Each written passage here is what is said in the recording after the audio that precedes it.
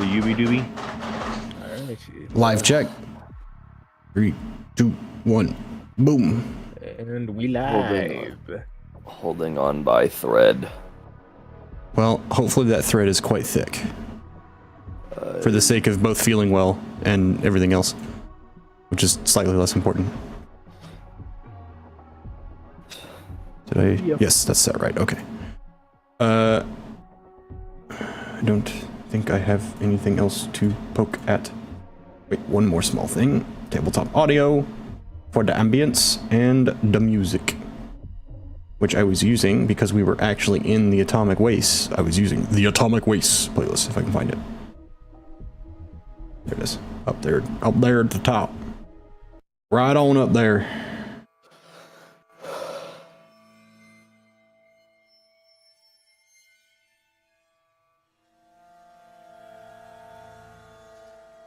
A little bit of that engine noise. Oh yeah. And if you want to do some heavy radiation in a little storm, I think that's everything ambiance wise. Yeah, I think we were at level 2, right? Because it had come down from 3, unless it got bad again. Oh yeah, we're at level 2. Okay. Oh. A little bit of dosimeter, clicky click. And let's see. Rain is incoming. I'm going to make sure everything is good, everything is set. If you want to start your... Wait, I forgot one thing. Something I'd never forgotten before. Oh, you stupid machine. I'll fix that. You may narrate your recap while I make minor adjustments. Okay. I am ready. We come back to the party finally making their way back to the harvest unit itself. It is no longer a caravan, it is one single mega structure on treads, essentially. And you arrived, got a general assessment of what was going on. Sergeant Hammer said it's probably going to be another day before we're able to get on the move again, but you were all just kind of settling in, I believe. And we were coming in on the next morning. There's not really much to recap. Well, Seraphim's been doing a lot of reading with his the medical texts. He's been trying to take up for Doc Green in her absence, her time healing. We're doing some work on some weapons. I believe we're also trying to have a viewing party for the tape that Ophidia sent with you all. We're all just kind of waiting out the storm and waiting to get back on the road. Also, I'd like to attach an addendum to my comment of the meeting and like having everybody get together. I want to like retroactively postpone that until Doc Green is at minimum conscious to participate, since according to Seda that was incoming, not mobile but conscious and aware and taking in information. That way, it's as efficient and constructive as possible. That hit me like as soon as I got off the other night. I was like, too bad everybody's gone, because that's a good idea. I should have said that. Alright, well, as we go into the morning, will someone roll weather? Which is a D10, I believe. Let me pull that up so I can double check it.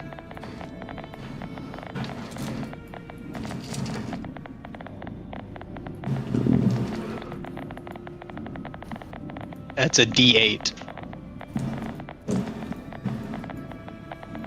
Any takers? Going Yeah, once? sure. All right, nice. And then D8. whoever is not rolling weather, yes, a D8. Getting 8.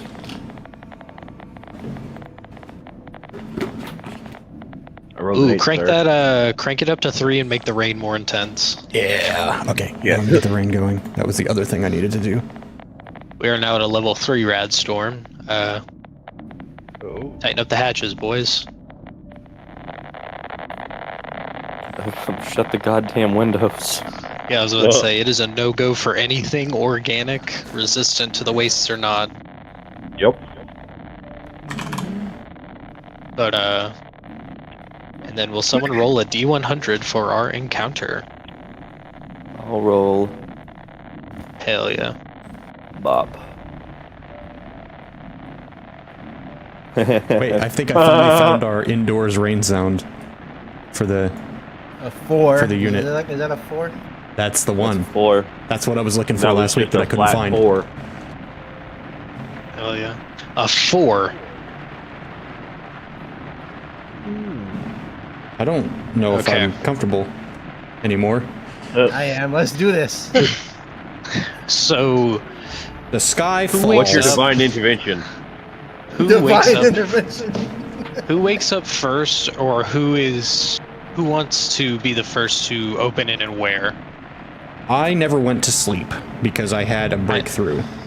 But other than that, I'm in the hangar, so I don't know if it's up to you. Who was it that You were in the doesn't hangar. sleep? It was me and who else? Raziel. You both have to go into like trance meditation states at some point, Okay, but I'm gonna not for disappear very for long. like 30 seconds, but I can still hear. I have my headphones turned up. Okay. Well, I probably would have, after tuckering myself out, testing out my new weapon, probably gone to sleep that night and done my 4-hour thing, and then I probably would have gone to the workshop to tinker. Okay. And what is Maxon doing, since he's the other one that's going to be like awake, I would say? What has Stone been? Hammer been doing? I keep thinking Stone because Hammer and Stone. So He's either been With in the stone. workshop. He's either been in the workshop working on the things that you guys have given him to work on, or he has been making repairs around the ship. okay, I say guess ship, the am- vessel. I guess I'll be in the mess hall just eating. Okay, where are you? I'm going to place your character there. You can move him however you would like. As you are eating in the mess hall,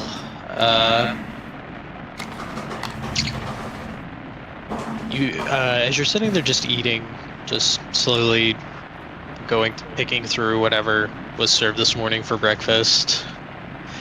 The rain is coming down too hard, but the sun is coming up. You just can't see it. And right about that time, a giant hole bursts in the side of right here in the mess hall. Hang on, let me flip over. Oh, shit. Oh shit.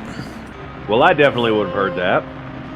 No, yeah. Yeah. It is And headed audible that way. through Don't know how the long it would entire take me to ship. get there. Maxon, will you make a Constitution saving throw for me? Alright.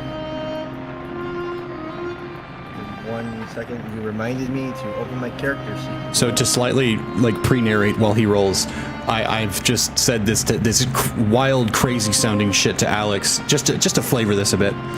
Oh, natural 20. Oh, that's was- awesome.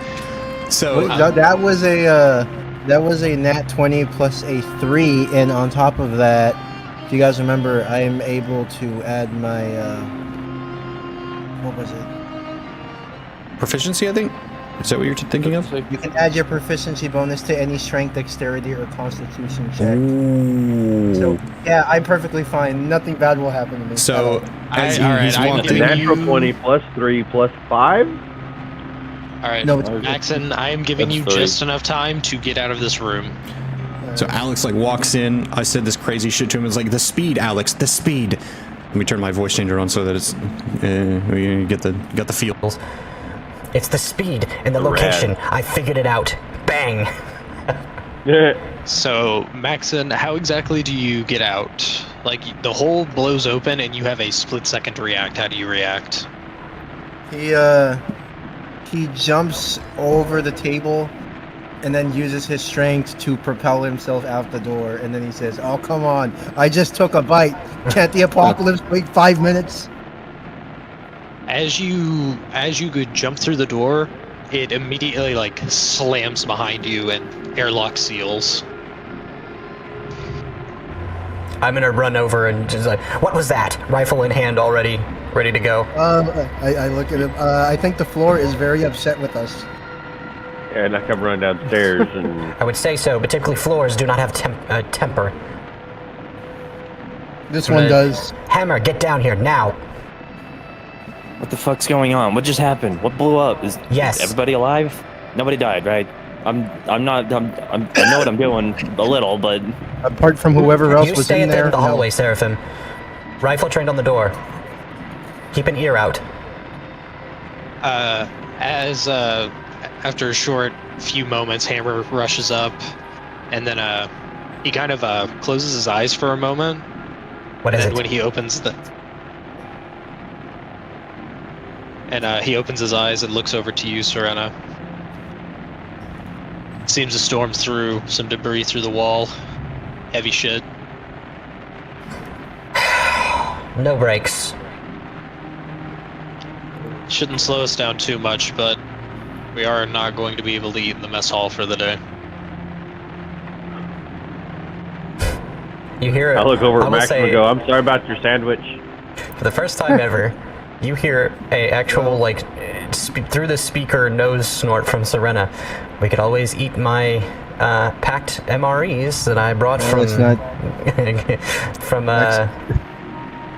What is wrong with me? I always want to say Green Zone. What is wrong with me? I want to say that I had Cove. What is wrong with me? The most I was able to grab was like a little snack from the whatever was left to put in my pocket. I'm like, well, it's not gourmet, but I guess this slightly expired granola ball just became a 5-star meal. I'm gonna walk over to the half track. I probably just left it in there, to be honest, because I didn't really need anything in it. Grab the pack, set it in the middle of the floor, and then go back over here to what I was doing, and flash Sato up and begin finishing up calculations now that I've figured something out. I'm already used to going a week or two without eating, so one day's not going to kill me. And Seraphim walks back to the Doc Green's office. Okay. Hammer just kind of walks over and begins to... he closes his eyes again, and you begin to see a few of the bots carrying repair supplies kind of down through this area and then out of the airlock, and you assume over here to begin patching up the mess hall. And then after a while he stops and goes back to the workshop. I was once on a planet that had wide open plains and strong winds. They had these events called tornadoes.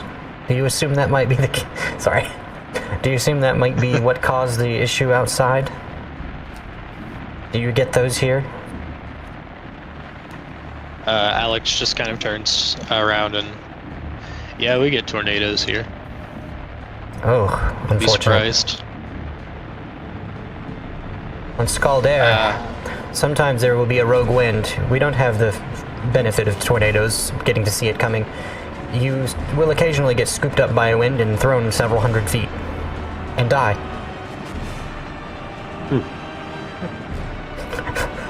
No further comment, she just goes back to work. I was about to say, Alex kind of just chuckles to himself upon hearing that story, and he makes his way to the storage unit to try and find some video playing device.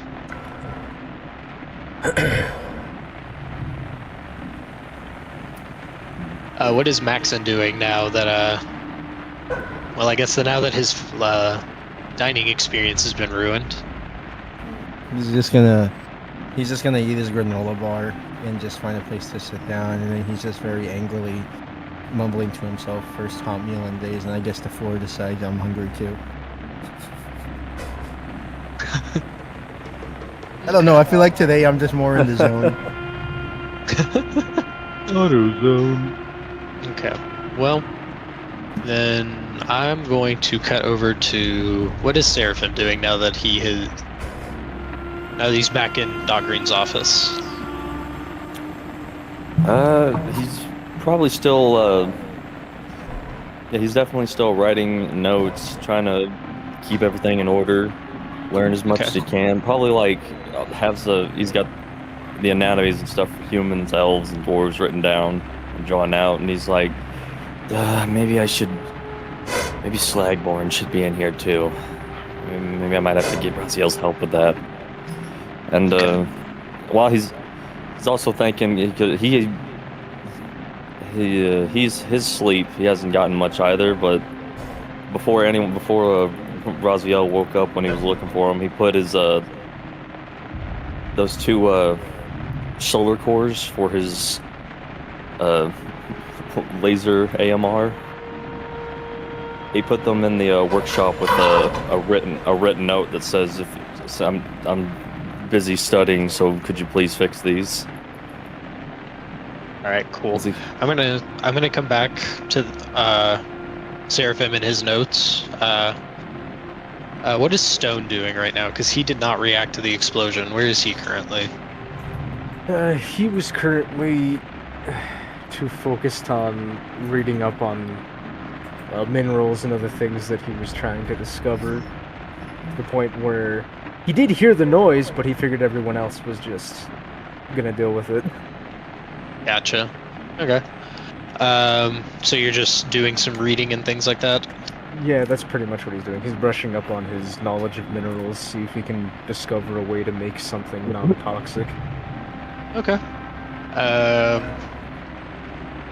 I probably would have seen the note on the cores in the workshop, and I probably would have started repairing them. Okay. I guess give me a tinker check roll, and then I guess with Stone reading, I won't worry too much about. We'll worry about that roll later after you've read some more. Actually, if you want to, go ahead and roll just a d20 for me.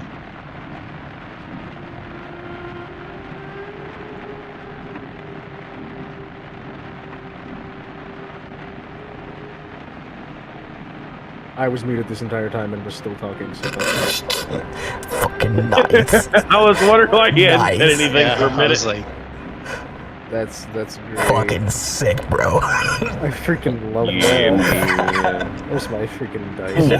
There's two of them, guys. We got two of them now that does it. I love this.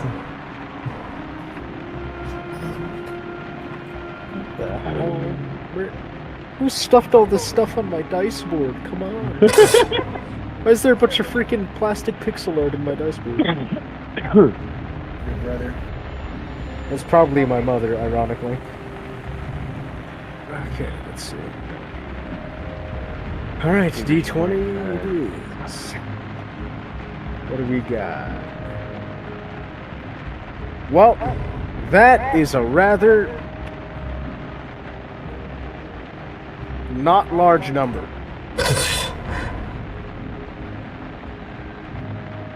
what is That's, the roll? that is a 6. Ooh. Thank you. That's very apt. That was beautiful. That was absolutely beautiful. Thank you. Stone, you cannot make heads or tails of any of this metallurgy, any of this mineralogy, any of this toxicity, toxicology, chemistry. It is... You've read a lot of books in your day, but all these topics are... You're definitely going to need some help. Probably from Hammer, from Doc Green. Seats to read harder. My roll, by the way, is 21. I was about to say, with such a low roll, you're not going to find any information on your own. You might as well be reading in a different language. Like, you're definitely going to need someone to help you, like, talk through these very scientific, very, like, theoretical type things. Like, you're not finding anything. What you're talking about, you're not sure if it exists. At least from what you're reading and finding. That's crazy. Alright, that's a lot of stuff to do then. Would Hammer know anything particular with this kind? Well, you do know that he does have 2 living metal arms, so... Yeah, that could... Yeah, I'm probably... He's probably a pretty reliable source in some regard. Are you still in the workshop, or are you in a different part of the vessel? I'm probably still in the workshop, finding any like Okay. manuals, anything I could find on metal, because I imagine there would have been books there on it. If anything. Oh yeah. Well, as you're in there reading, he does walk back in after a moment, and as he walks in, he just kind of gives you a small nod, and then goes back to the table and begins putting a few finishing touches on Maxon's helmet. I say finishing touches, he's about halfway done with it, along with doing all these repairs.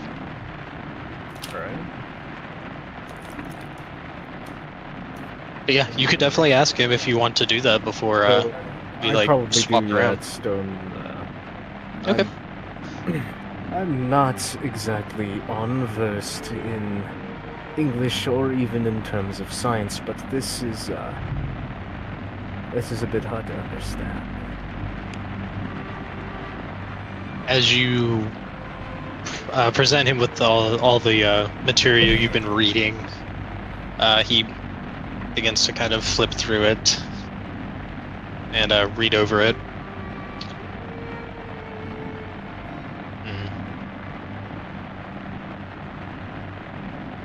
We would have to get a small sample of many of these materials to test their toxicity levels, especially with your blood. We could probably find at least testable amounts in Bunker B now that we've passed Green Cove. I could also do more research in my spare time. Though I think the first person you are going to need to talk to is Dr. Green. And she is not in much of a speaking position at the moment. But I can tell you this, and he kind of holds his arms out, and he points to the area where the metal meets, like makes contact with his actual skin, and just kind of runs his fingers along it. And it's almost like seamless, like where the metal becomes muscle and vice versa. Right. This is some interesting stuff. I'm not quite certain how this works, how Acolyte is able to meld with my flesh, but I know that he does not reside in my bloodstream. Because I have taken samples of my blood and found no trace of his metallic material.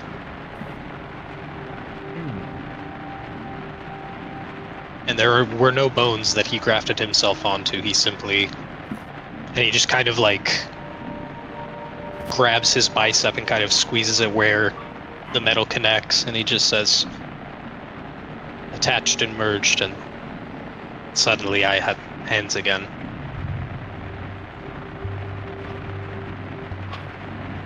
But I will try to help you, my friend. He says he takes the data pad that you were reading the research off of and sets it down on the table. I will let you know if I come up with anything, and once Doc Green has healed, I recommend you speak with her as well. And he just he gives you a nod, and now he has, while he is working on Maxon's helmet, he is also like at the same time reading through these like complex notes and like highlighting things, moving things over to separate files for like that he's labeled like notes, research later, possible. And then you also notice that Raziel has come in and has walked over and begin to work on the solar cells. Give me that tinker roll. 21. 21? Okay. You'll probably have them done here in about, working on both of them, 4 or 5 hours. It's not that it's hard labor, it's just a lot of like taking a piece off, cleaning it, like making sure the wires are connected properly, and then like putting it somewhere near the solar forge inside, or if you could, outdoors to charge it. So you're gonna have to like clean it, reassemble it, charge it, the whole shebang. So yeah, probably Well, about like we're not going anywhere, so I got plenty of yeah. time. Okay. So we will leave from you guys. Something mind-numbing and- to keep me busy for a bit. Hell yeah.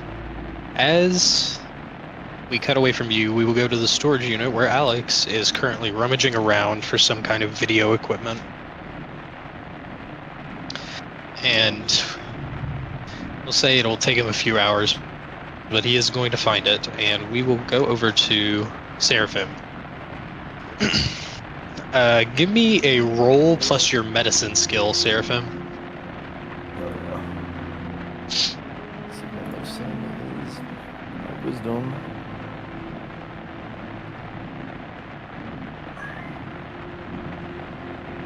Oh, cool. That's 11.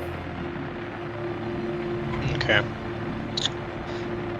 You were not able to find anything regarding Slagborn, but you are, as you were staring at these different anatomies and things like that, you notice that Slagborn anatomy doesn't really seem to change.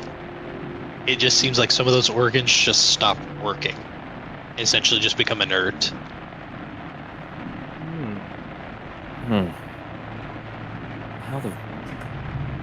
How the fuck? And as you are reading, as you finish looking through that book, you switch to another one that focuses more on human anatomy. And once you can't find anything there, you close it. And as you pick up that book, a familiar comic book is sitting underneath it.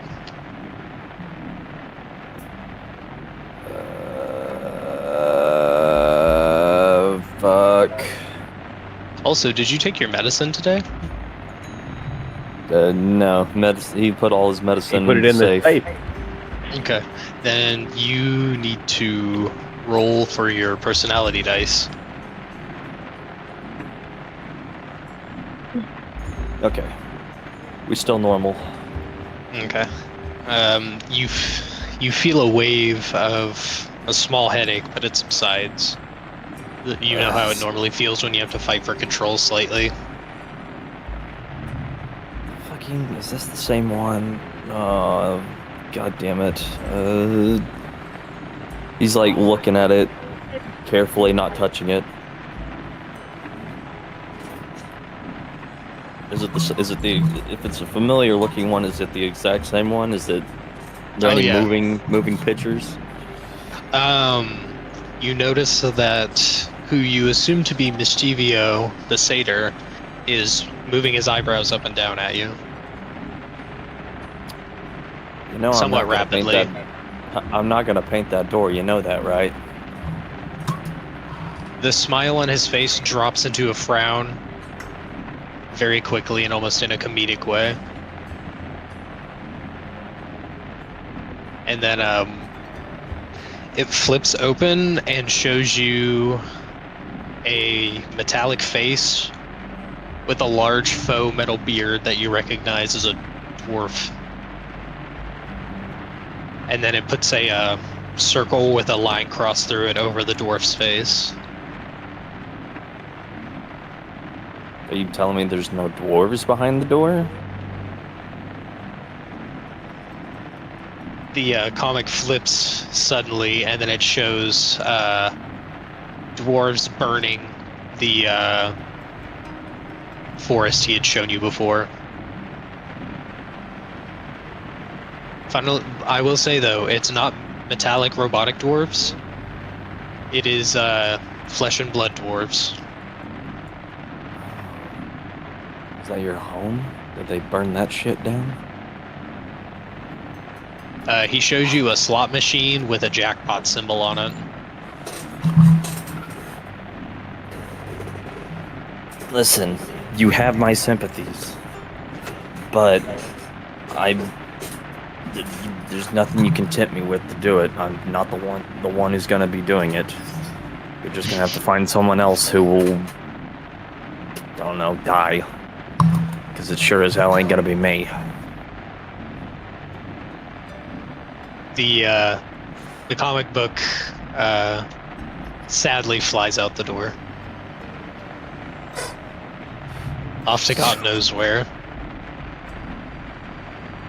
Seraphim holds down that earpiece. He still has Serena's earpiece. He like holds down a button to talk into it if she can hear.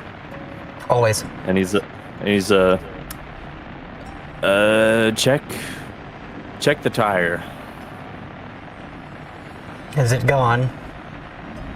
I just had a conversation with it, and it flew away. It didn't even threaten me. Any new developments from this conversation? I think the alive dwarves burned the Fey realm. Not the robot ones. Flesh and blood. Flesh and blood. Before the robots burned the Fey realm? Burned a forest, I guess, in the Fey realm. Maybe they did a hostile takeover. I will say, Seraphim, with you converse with it enough and you've kind of figured it out. When it shows you that forest, you think that just means the Fey realm in general. With conversing through it this much, through its like pictograph style of speaking, from what you're gathering, it is either saying that they attacked once, or they have, like you said, staged an invasion of the whatever realm the Fey realm is. Whatever Alex described where they come from, you think they attacked it before the bombs fell. I think the dwarves were insane. If we couldn't already tell that. And they went after the Fey. And apparently won. Maybe. Maybe that's why the Fey started bleeding out here. Did Serena look under the half track? No. Okay. As a matter of fact, I did not. As you're talking about it, then you see it slowly begin to float down and then land right in front of Serena as she's working. Not that the observation matters to it, but I haven't moved. I walked over to the table and I put my hands on the table and I've just been staring down at this small, like, shielded chemistry set since earlier. Just thinking. And then this book appears in front of me. Way to go and spoil the fun. What do you want? It shows you a comic strip of a door.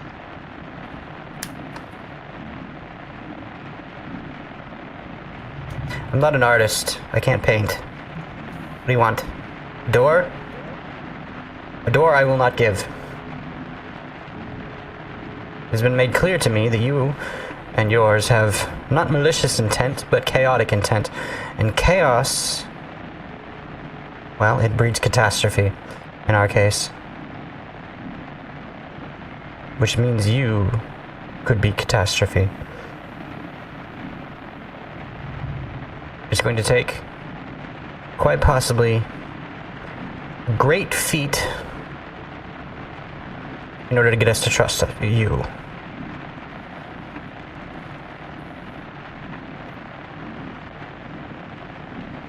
It doesn't say anything, and it takes off into the sky, flutters a bit, and then you see it disappear behind the half track. Because I don't turn, I assume that it just leaves the room.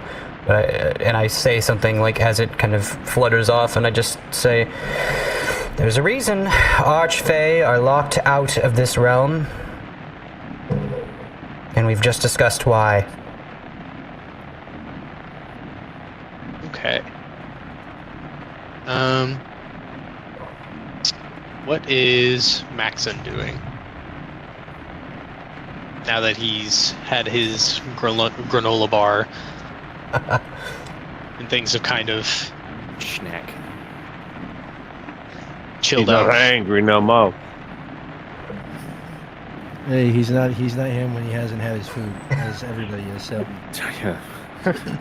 Really needs that Snickers. yeah, exactly. I was trying to remember the fucking What'd you do slogan. Nope. You're not you when you haven't had a Snickers. Yep. I haven't had a Snickers. You're all evil. Is, You You ever been so hungry you caused a post-apocalyptic nightmare? That's what it's like when you don't have Yes, Snickers. I want to say I'm just walking around the hallways. I was going to go to the hangar just to take a look around. So I'll just say for now I'm just walking through the hallways trying to occupy myself a bit. All right, I will say that along your travels, you bump into Alex, and you see that he's carrying what looks like some kind of strange holographic projection equipment. Looks pretty old. Seems to have some dust on it. He just stops what he's doing and looks at him. Alex, what are you carrying? Please tell me it's another experiment or something. Brains. He just kind of he's holding both the projector and the tape from Ophidia in one arm, and he just kind of looks down. He's like, trying to find a way to watch whatever this is.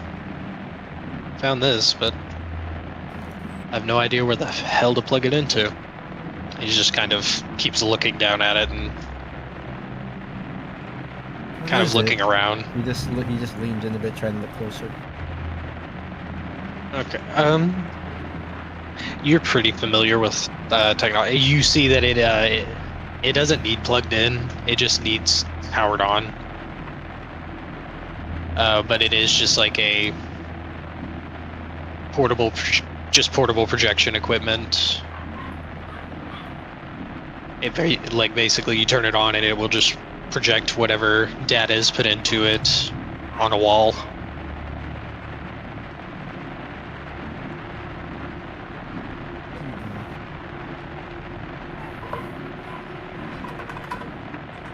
Honestly, it's pretty common. There was probably one playing like medical informational cartoons about medicine and first aid in the hospital in Bunker A while you were there. He looks at it, he's like, I've seen one of these before. It's a lot simpler than you think. We just turn it on and put data into it. He just kind of looks down. Well, you want to go find the others? What was that? Do you know if it still turns on? He kind of motions over for you to take the tape. He's like, here, can you hold this for a second? Alright. As you take it from him, he sets the projector down on the floor and then kind of moves his hands around on it for a second, and then he presses a button on the back, and then it kind of slowly hums to life again. And after a moment, you notice the receptacle where you assume whatever data it is that needs to be put in lights up and kind of slides over to the side. And it has a divot where you can put in various like drives, tapes, things like that.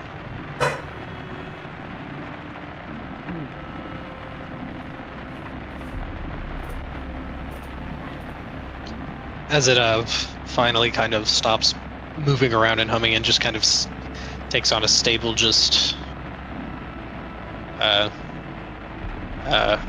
point, he just kind of looks down.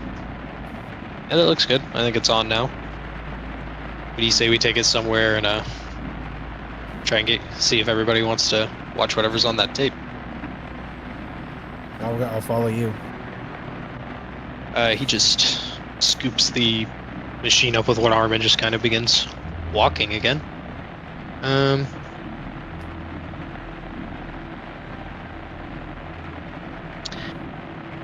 As you guys are walking, he just he doesn't really say anything at first, but then he just he kind of looks over to you. Looks like he wants to say something, kind of opens his mouth, and then just kind of turns and doesn't say anything else. And then a few more paces down, he just looks over and just kind of blurts out, "How was she? Did she look? Was she doing good? Was she safe?"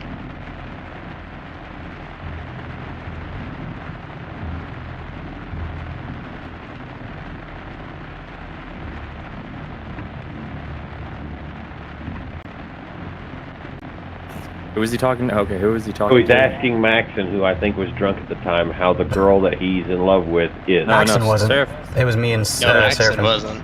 Seraphim Yeah. was drunk. So yeah. Oh, Seraphim is drunk. Okay, never mind.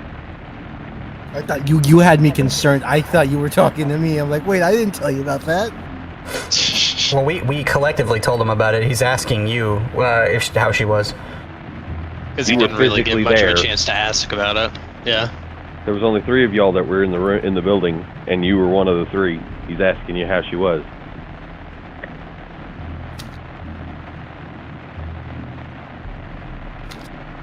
Oh, okay. As far as I can tell, she's fine. But then again, I was never the best for asking these kind of questions. He nods. Well, first you think she's dead, then you wonder if she's doing good or living out in a hole in some irradiated jungle somewhere. Alive's good. Fine's good. If she was dead, I doubt we'd be having this conversation.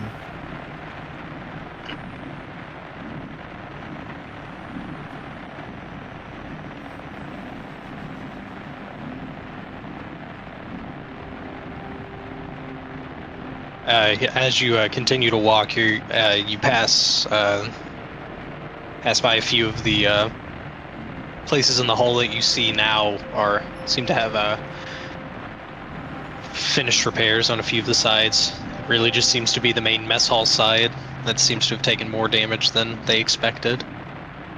And Alex just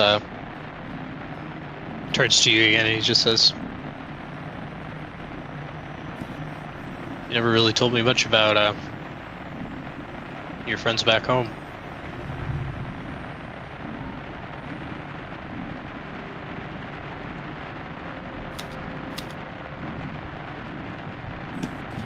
He kind of just looks to him with wide-eyed a little bit because he did not expect him to get asked that question. And he just says, "My friends are different than me, to say the least. We're not really the same, every one of us, but somehow we make it work. We used to live normal lives, but now it's not the same anymore. For the past," he looks up a little bit and then looks down, 8 years, I haven't had a normal day. And clearly this isn't any different." He smiles hearing you say that and kind of looks down at his hand, and it looks like he kind of begins to count. 8 years. Shit, I can't remember my last. I don't remember my last normal day. I think it's been.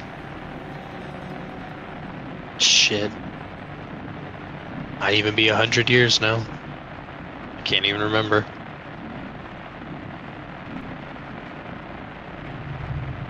And he kind of pauses and then looks back over to you. We're gonna make sure that you don't end up like me.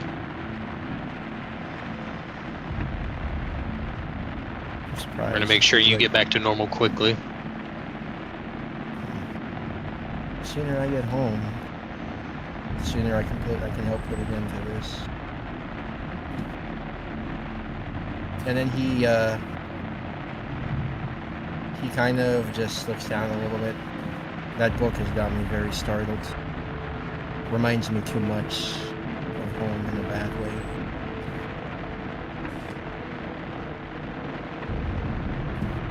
Yeah, there. Everybody says it's chaos, and I believe them. Then again, a lot of people don't understand what chaos truly is because I've survived it. And he looks, he raises his hand and kind of looks to himself and just starts like moving his hand around, kind of, you know, just like studying his arm a little bit. It's like a coping.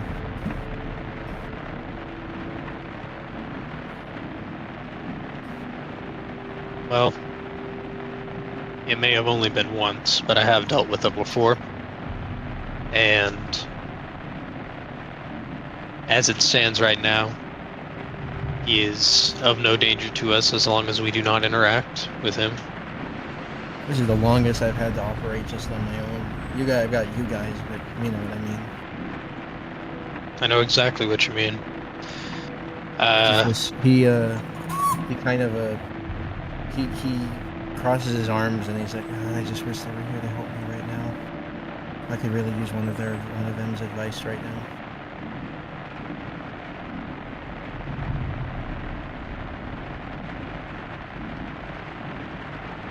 As glad as I am to be home,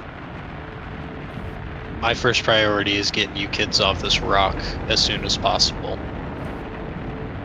And you have my word on that.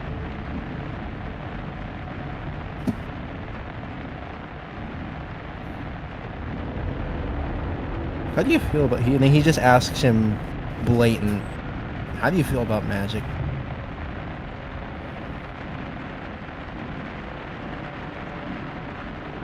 When you've dealt with it for as long as I have, and he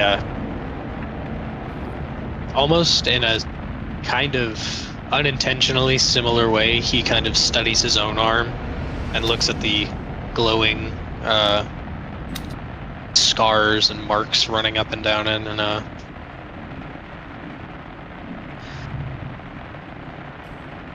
kind of learn to understand that it's a very, very strange thing, and for me, I've always found it easiest to take it case by case.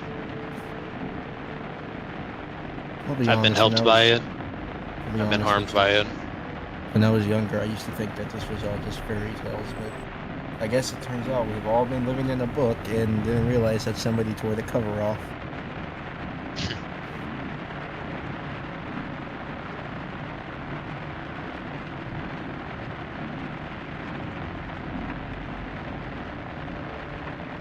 It's crazier and crazier the longer you look at it. Yeah.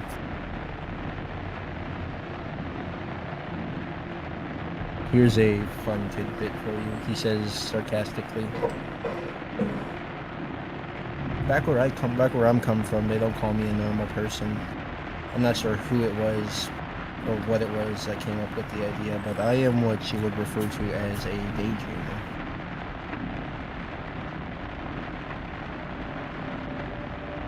Basically, I'm not a normal human. I can do everything faster, quicker, stronger, but you've pretty much seen that by now. Indeed, I have. I'm not the only one. I will say, out of anyone that could have been stuck on this planet, I'm glad that it was someone as qualified as you. Maybe one day you'll get to meet my other friends. I'm sure you'd like them. They I look forward to it. They are a bit of a handful, but you'll make it work. I'm hoping one day, assuming the best, you'll be able to meet what's left of my friends as well. And as he says that, you walk into the cargo area, and as you do, you see Serena, I'm assuming just sitting at the chemistry station. Still haven't moved. Okay. I'm just head down, just maybe, if I was a normal person, I would tap my fingers on the table, but she's like, I'd say you probably question whether or not she might be asleep. But being around her for the last week or so, you question that thought as well. As you That both uncanny walk in, stillness.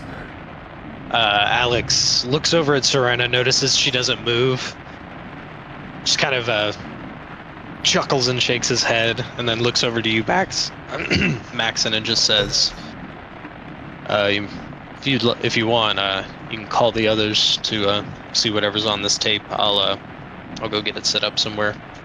And he just kind of walks over here to just a spot in the hangar to where there's a nice wide spot for it to project on.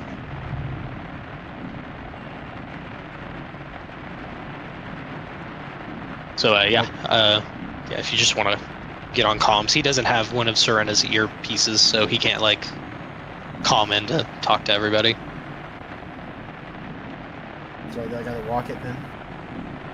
No, you have one. if you just, you have the you have an earpiece, so you just have to say something over the line. He can't. Everybody, come down here now. He says with like a sense of like urgency. Oh fuck! Come on. If I've had time to finish the cores, I would have stuck them in my pocket and along with the note that was with them and headed down.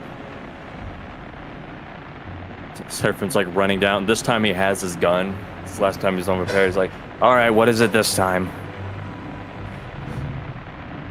As you look down the hall, you see Alex setting up what seems to be a projector.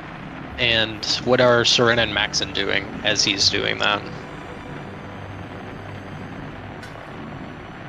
I think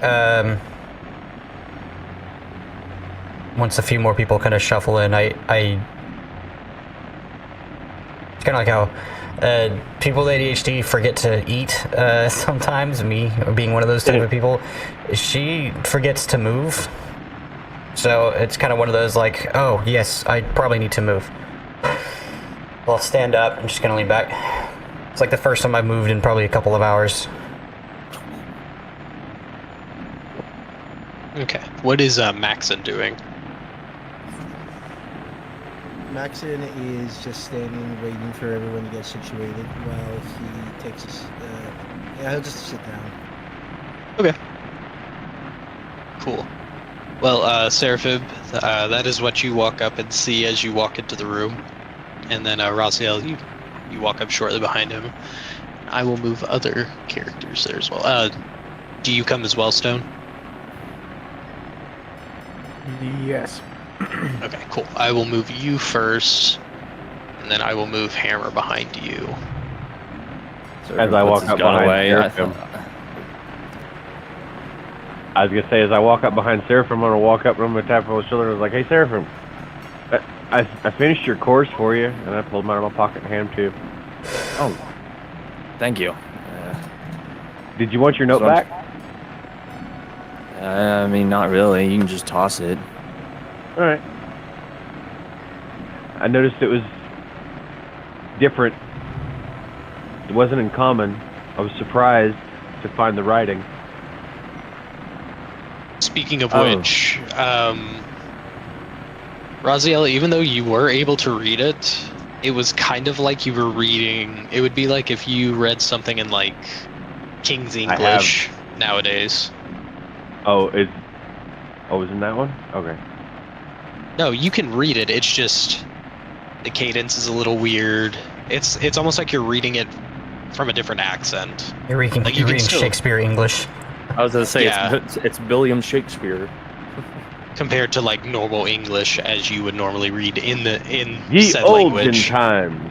Is it written in pentameter? That'd be amazing. That's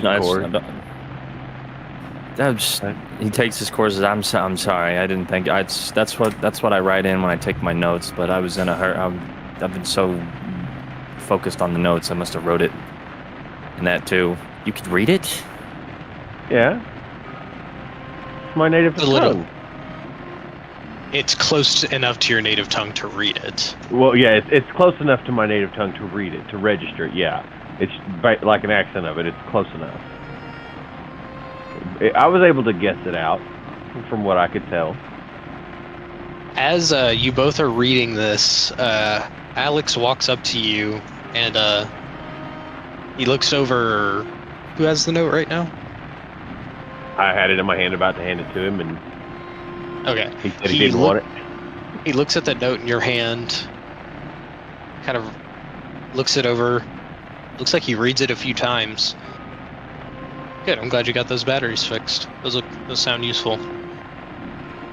I think I got the projector set up. I just need to put the tape in. I think Maxon has it. And then he just kind of wanders back off. Huh. There are 3 people. We're not the only ones that can understand it. I'm surprised. I don't know why I know it. You two have a reason. I figure we'll find out your reason eventually. Yeah, I'm not gonna worry about it. Want to maybe worry about it, but I won't. Let's go find a spot that's not floor. I'll say it is projecting on this wall here. Go sit down on this machine over here. Okay. Seraphim will lean. Alexander walks over to Maxon, and he holds out his hand. I'll get this tape started if you still got it on you. He just hands it to him. There you go. He takes it and nods, and then makes his way over and puts it in, closes it, and then presses a button, and it begins to slowly project onto the screen. It seems to be reading the data before it plays it. And as it's doing that, Hammer walks up and kind of just takes a spot in between Seraphim, and Raziel. And I'll let everybody else move their people around to where they want to be before.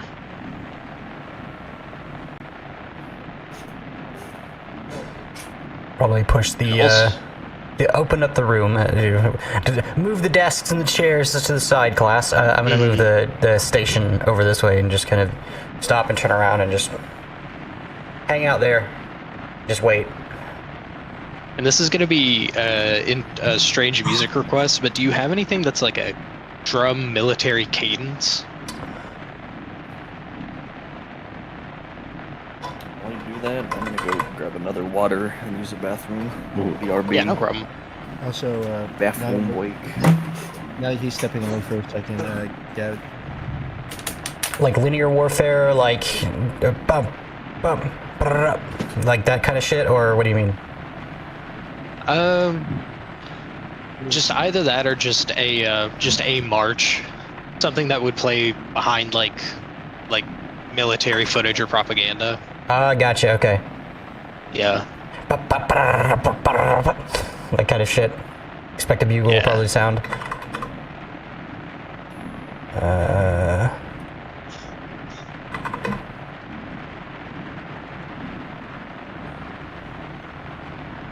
Let's see, what's this? Nope.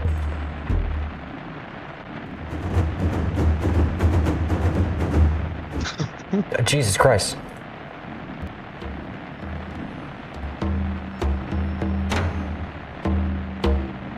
Nope. Lisa Lagaim. It's the desert planet drums, that's why I said that. What's this? Trying to see if the tabletop audio has any.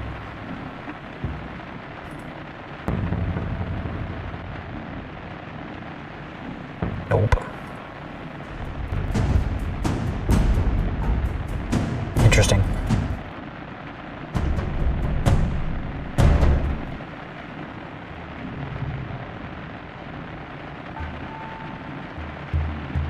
It's not very drum-ish. What about this?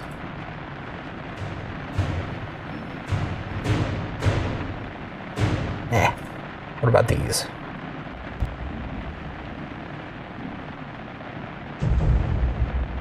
Nope, okay. To YouTube!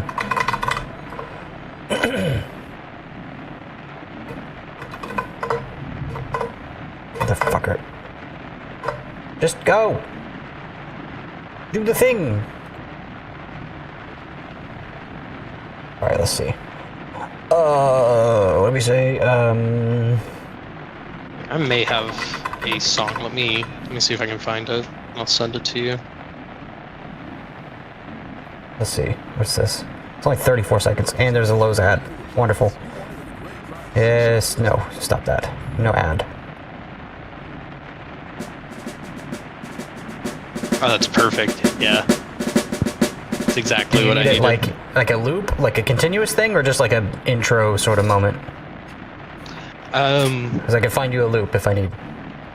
Yeah, a loop would be good, just to have something just kind of playing in the background to set the mood. Ooh, 12 hours military drum cadence.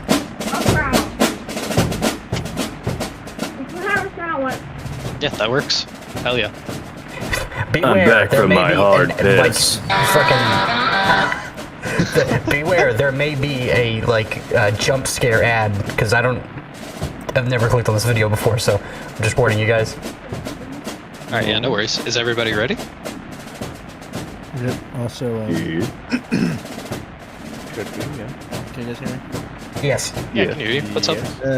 Do we have time to do like one more really quick moment with Alex after this or no? Oh yeah, definitely. Alright, After what this, I was just gonna have... One might say there's infinite he was just gonna time. show him- He was just gonna show him something to like emphasize a point and then we would have. We ain't got it. Yeah. No, yeah, after this, I was gonna have everybody just kind of... I was just gonna go around the table and have everybody tell me what they were gonna do, like, before we, like, kind of went on into the night and into the next day, you know? We ain't got infinite time. We gotta get this hunk of junk moving so we can go pick up our goodies. That's true. Need I remind you what's on the line? But as everybody gets situated and the projector kind of hums to life and projects up onto the screen, you see an old seal, and it just says the kingdom, the human kingdom of Uramos across the top, and then underneath it just says Ministry of Arcana and Science, Project Sunbreaker, and then it shows some scientific notes, anatomy of the human body. It seems to be talking about something concerning artificially grown cells from the subject's DNA that are turned into specialized solar cells. And some art, not art, but like illustrations and descriptions of the effects these cells would seem to have on the human body. Increased strength, increased durability, enhanced energy, longevity. And you notice that though all of these seem to be written in common and what you assume to be human, there are elvish notes here and there and elvish signatures. And then it kind of flips for a moment, and then it flashes up to human trials, preliminary interviews. And for a moment it shows just a few generic soldiers here and there. They come up, they speak, they're asked why they think they were chosen for this, their soldier background, things like that. It seems to be skipping over a lot though. This footage seems to be deliberately cut.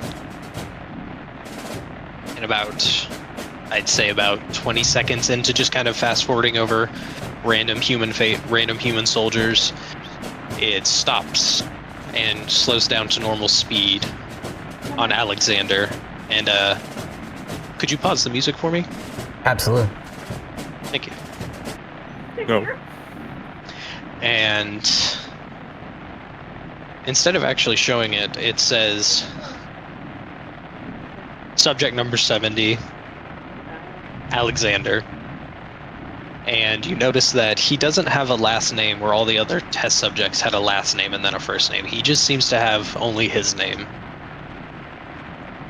And the camera opens to a chair, and you see a very young, comparatively. The biggest difference you can tell is that he doesn't have any facial hair, and his hair is not white, it is jet black. and his eyes are not glowing. But it is Alex, and he has both of his arms, and he seems to kind of be nervously sitting down in the chair in front of the camera. And he just kind of nods towards it, and he's... Hello, I'm Alexander. Corporal, he says, as he's been looking down at his feet for a majority of this time, and he kind of jumps up in his chair and salutes towards the camera. And a voice from behind the camera just says, "Do you know why you were chosen? Do you know why you are here? Do you know where this is?" Those of you that speak Elvish, it is someone speaking with a very heavy Elvish accent. But they are speaking common, but it is like it's pretty rough. It's like a French accent. Well, I will say Is it Hugo is a Weaving, very Elrond speaking the language of men. I will say it is very heavy, like French, Germanic, almost like even a little bit of Scandinavian is almost how Elvish sounds on Ermos. This isn't over until the fat lady sings. So Belgian. Yeah, Belgian. Oh my god. I make it the ice cream. Ça plane pour moi. Sorry. It's a good song. And Alex Next time I blow just out. looks up and he says, "Because they told me to come in this room and sit down." And he just kind of turns around and kind of just looks around for a second. And then a human voice says, "You were chosen because you get things done. And we read through what you have given us through your profile, and you seem an ample choice for what needs to be done." And he kind of turns back around and looks puzzled towards the camera.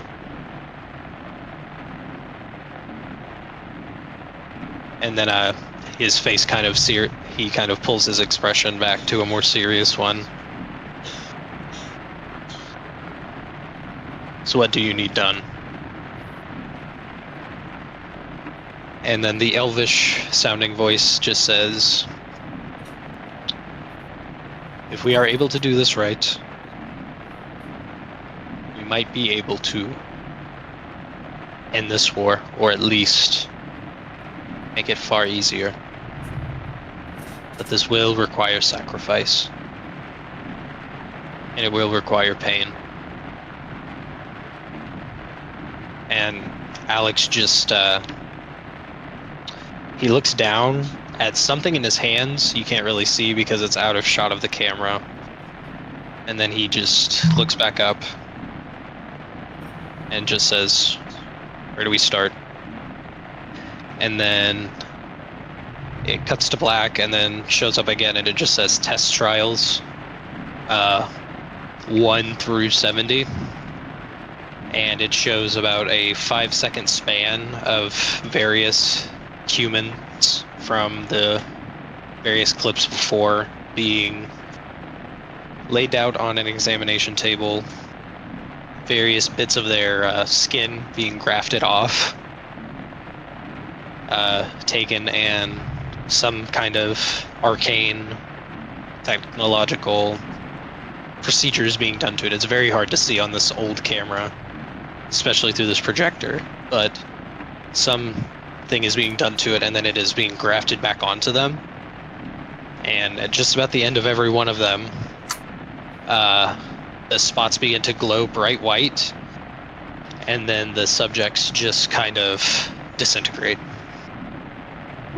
And then it gets to Alex, and the grafted parts of his skin begin to glow and glow and glow, and they glow so bright that it blinds the camera for a moment. And then the glowing subsides, and when the camera refocuses, it just shows him laying on the table with stark white hair, and the doctors kind of like picking themselves up off the floor in a checking his vitals. And then the last part that it shows is what seems to be an old propaganda film. And it shows, it opens on Alex standing on top of a mound of what seems to be Elven and Dwarven armor units. And has his jetpack on, he's holding his helmet under one arm, and he gives a thumbs up to the camera. And he says something, but no words come out, and then it cuts to what he was saying, like a silent film, and it just says, "While I'm out here fighting the good fight, I need your help." And then it cuts to children recycling cans and food ration containers into a giant shredder, and it seems to just be a war bond ad, but he seems to be doing a lot of poses,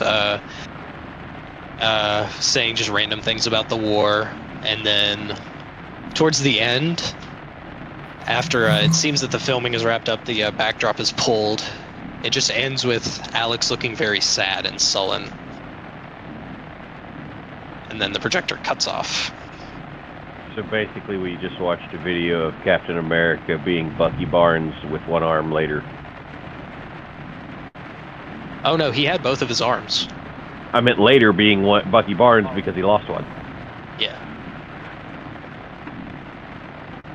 Hero of tomorrow, today. Yep. So you got the tension. Alex isn't saying anything.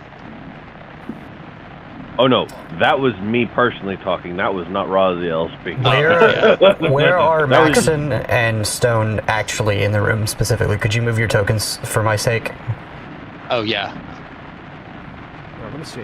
I just wanted to like double check before I say the next thing. Standing over there, okay. Stone? I'll be standing next to you. And Okay. I will put Alex there. Maxon probably didn't see because Stone is wide, XL. But Seraphim has, I think you have high passive perception. About halfway through the gurneys and disintegrations, I was gone. I left. I walked out of the room. You would have seen my hand. I'd been like holding my hand, just walking out, doing like this, and just leaving. Like fully like markers of someone having a mental breakdown.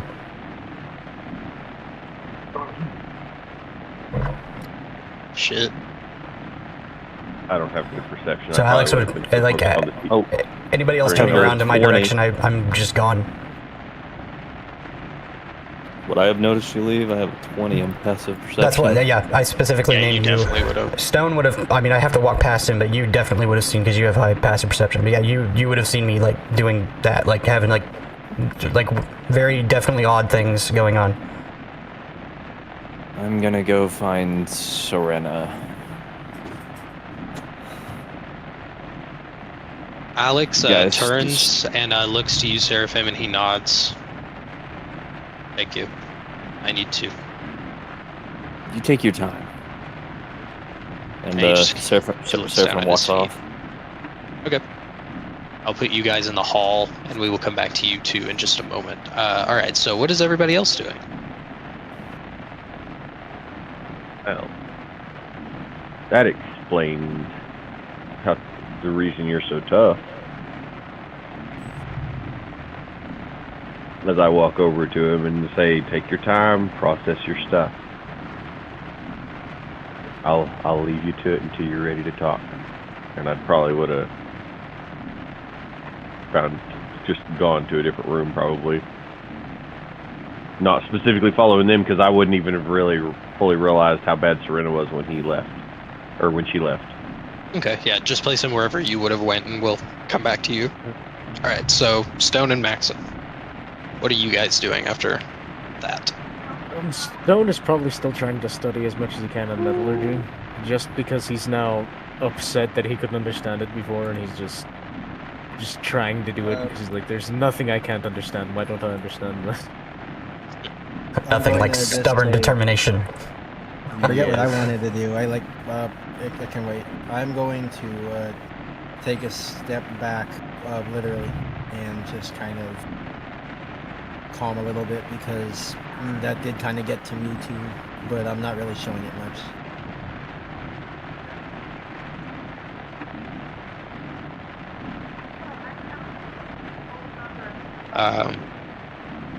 Alex doesn't touch the projector. He doesn't take anything out. He just kind of walked over here, and he takes a few steps, but he just stops. Jack, And you can't prove that. Just let him eat him. as he stands kind of in front of you two, Stone and Max, and he just kind of says under his breath, "They told me I was the only one. They didn't say there were more."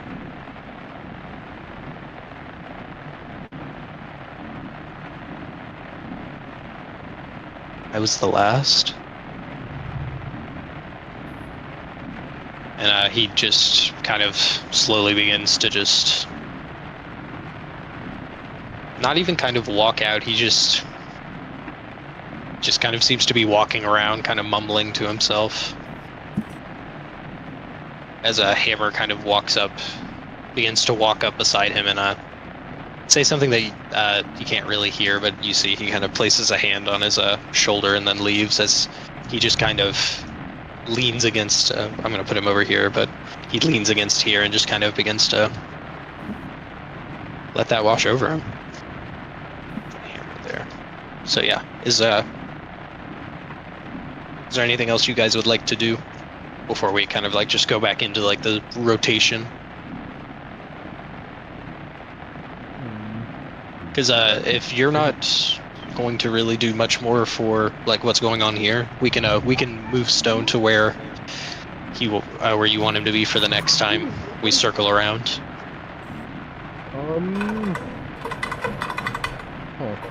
But if there was any interactions you wanted him to have, not really that I can think of. So he's probably just fine. Okay, cool. Moving around, reading, doing this thing. Okay. Maxim? Nothing. Okay, cool. Then we will cut back to Serena and Seraphim. I will go with Serena first. What is Serena doing? Walking as where fast as I is can. Meandering, probably not really sure where I'm going, just continuously getting lost until I find my way to the top floor. I'm too overstimulated in my own head. Okay, as you arrive to the top floor, it is very, very loud up there. Between the, just the HAB unit just telling you that there's radiation all around, the rain is insane. But, yeah, as you get up there, shortly after, the Seraphim will, he comes up behind you. And I will leave you guys to it. Seraphim, checking everywhere, finally gets to the top floor. Sees Serena, and walks over to her. Serena. Like pacing back and forth, like flexing my hand, like kind of holding it. Occasionally, kind of moving my head. Seraphim starts snapping his fingers. Serena, look at me for a second. Look real quick. What? Okay. Breathe. And Seraphim just starts doing deep breaths. Just breathe.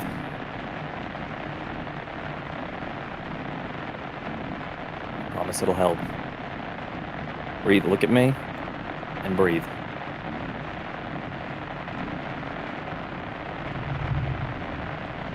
Are you okay? Well, dumb question. Would you like to talk about what's making you like this?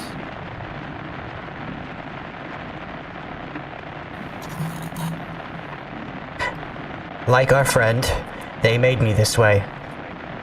And I will, like with Alex, I will pull the back of the suit down, so there's a loud depressurizing hiss as I pull it down, which it doesn't do as much hissing now because it's got holes in it from being bitten by the sandworm things, the desert worms. But I pull it back down, and there's just a huge scar down the spine, and it's like that wide all the way down into the, like, past where you can see. And then I pull it back up. 14 surgeries. 14. I didn't want them. They didn't ask. You train as a warrior your whole life. They put you in the arena at 16. You get limbs cut off. You train, you fight. You're thrown into the wilderness. 85% of my body is covered in scars. Did you know that? But was I hailed as a patriot? You know one of my people? None of them, not a single one, except for Timur, is allowed to look at me. They aren't allowed to acknowledge my existence because if they do, they'll be killed. I'm not supposed to exist. You know who I converse with? Random people. Those distraught and brought down by either us or by others. Everywhere I go, they just want to live in peace. And then they send a killer like me to teach them how to fight. We teach them to fight, they fight back, they kill the oppressors, and then I leave. Whether those oppressors are just simple gangs also trying to make their way, or a local government, it doesn't matter. I go in, I teach how to kill, I kill also, I fight with them, we make death, and then we leave. Everywhere I go.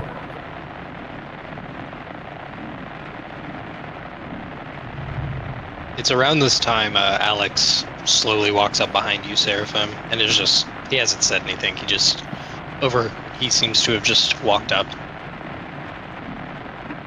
Seraphim sees Alexander, and he looks back at Serena, puts his hand on her shoulder. She like shivers and like brushes your hand off. And on top of all of this, what the fuck is wrong with this planet? Everything's wrong here.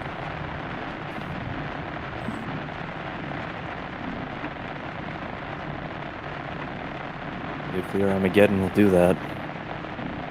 At that point, Maxon also walked in too when she said that, and he's like, "We got that right." There's a shift.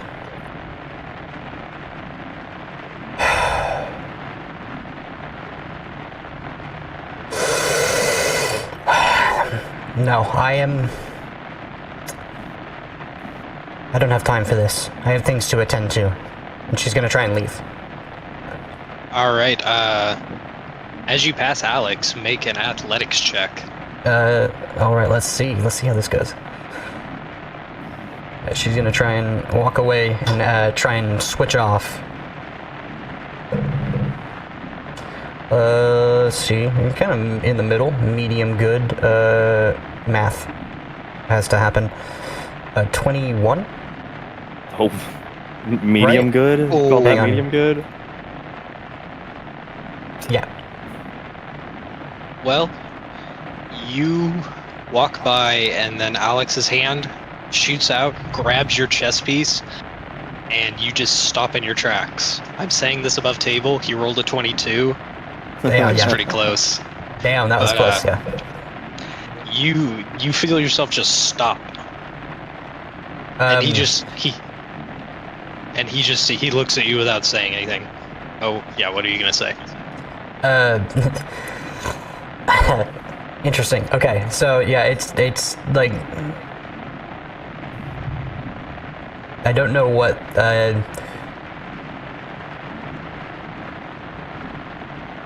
I'll say what she does. Just follow me here. Yeah, the hand hits her chest piece. She's gonna grab your hand, grab your like collar, and just let me go. I don't have time for this. You can feel her hand shaking, by the way. He immediately lightens the grip on like her collar of her chest plate where he grabbed. And without saying anything, he just moves his arm around and just pulls you in very tight and just kind of holds you close. Without saying anything, just one arm. Just like, and he said, and he just says, "Do not ever let them make you feel for a second that you have ever been a nobody."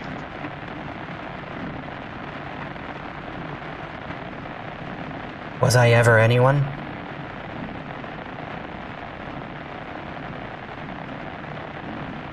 Always. They can never take that away from you. No matter what they make you, no matter how they scar you, no matter how they change you. All my life. Just this. Every day.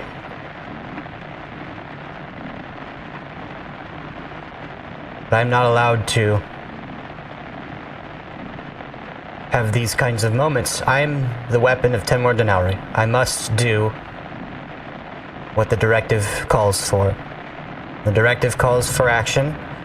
I must continue my research for what I construct, or will construct, to get me off this planet, to return home to get my orders, and on to the next mission. I have a question for you above table. Yeah. How easy is it to detach Serena's mechanical arm? Is it like Bucky? Does it just pop off, or is it like? I would say it's pretty much like attached? Bucky. It can pop off, but it's again like Bucky's. You gotta know how. It's a bit of a trick.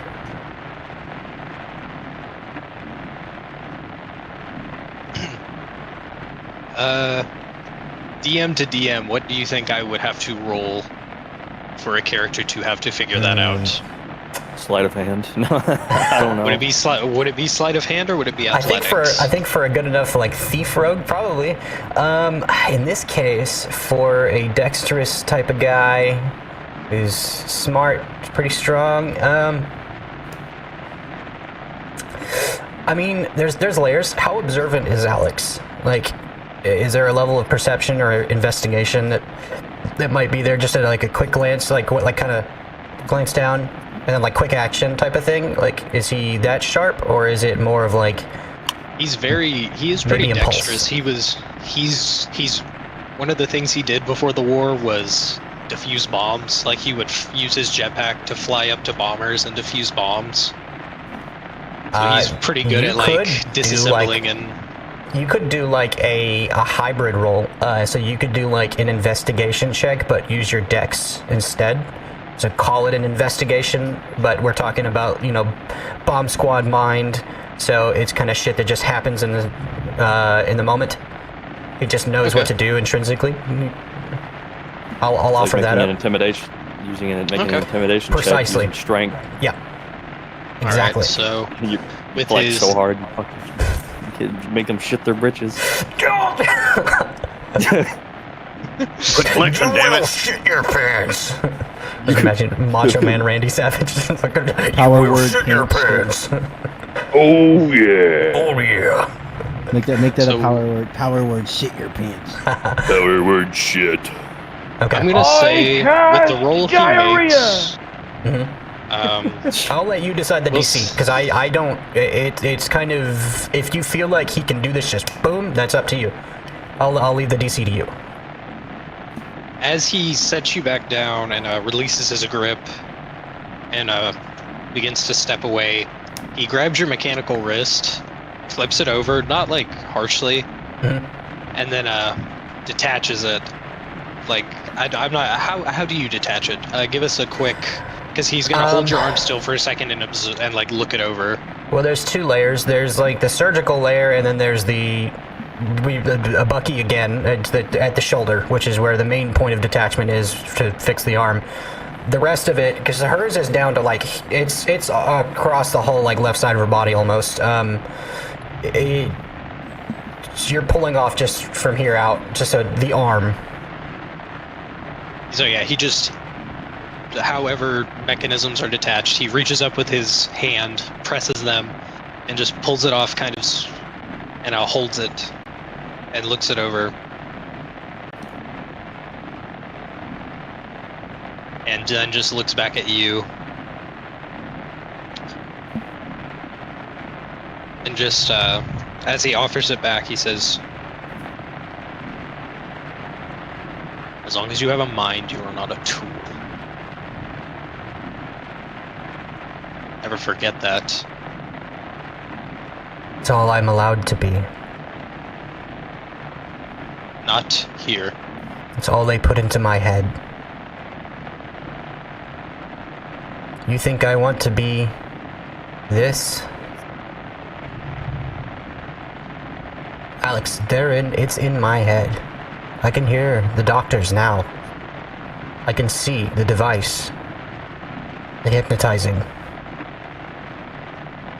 Somewhere far off, I hear the rage of a woman that wants out. And I want to let that free, but it doesn't work. It never has. They set layers in place. When I said they broke my mind, I meant it. It doesn't work anymore. Not in a normal way. When I asked you yesterday, when we were visiting the quarters of the dead, and I asked you what it felt like to feel for the dead, I haven't known what it felt like since I was 19 years old. I don't know what it feels like to feel bad. I visited their quarters because I wanted to know if I could feel anything. Just physical touch, just their items, in their rooms. I feel nothing. Hammer called us, told us that the caravan had been attacked. People were dead, injured. I didn't necessarily care. My interest was in what I was supposed to do, protection. I had failed there slightly. So, instead of worrying for the dead, I shift gears, I move forward. Because there's nothing there. They took it, crumpled it up, and tossed it in the trash. It's gone.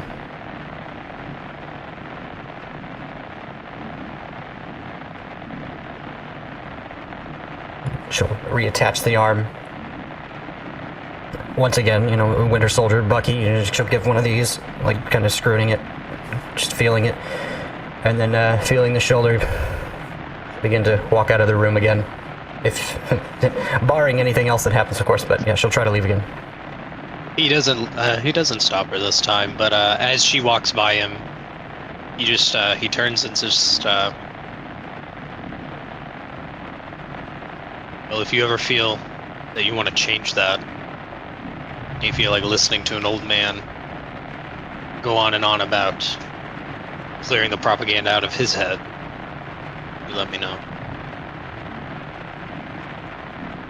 When you become a hypnotist, I'll let you know.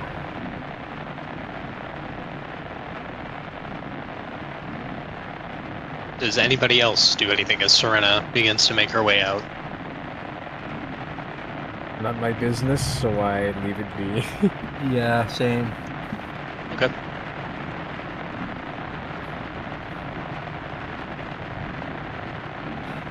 I wasn't present. Seraphim's not sure what he wants to say.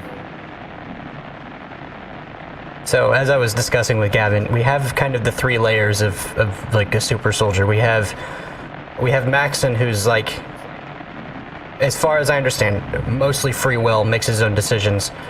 Things have just, in his life, have mostly just happened. We have Alex, who's like, some stuff has happened. There's a little bit of some like choosing / volunteering that happened, and then they at least tried to raise him up as like a positive figure, even though they didn't really do much for him. And then you have Serena, who is the dark end of everything. The war ended, and she's still fighting it.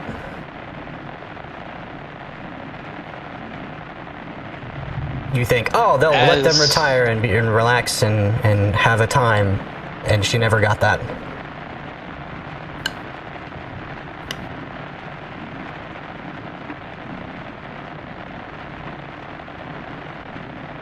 Okay, well, on that note, everybody, if you would like to place your characters wherever you want in the HAB unit, we are going to kind of transition into night / onward into the next day. As the day winds down, they begin to put the finishing touches on the repairs outside for the mess hall where the damage was received this morning. And Hammer lets you all know over the intercom that you should be able to start moving tomorrow. Pretty early tomorrow.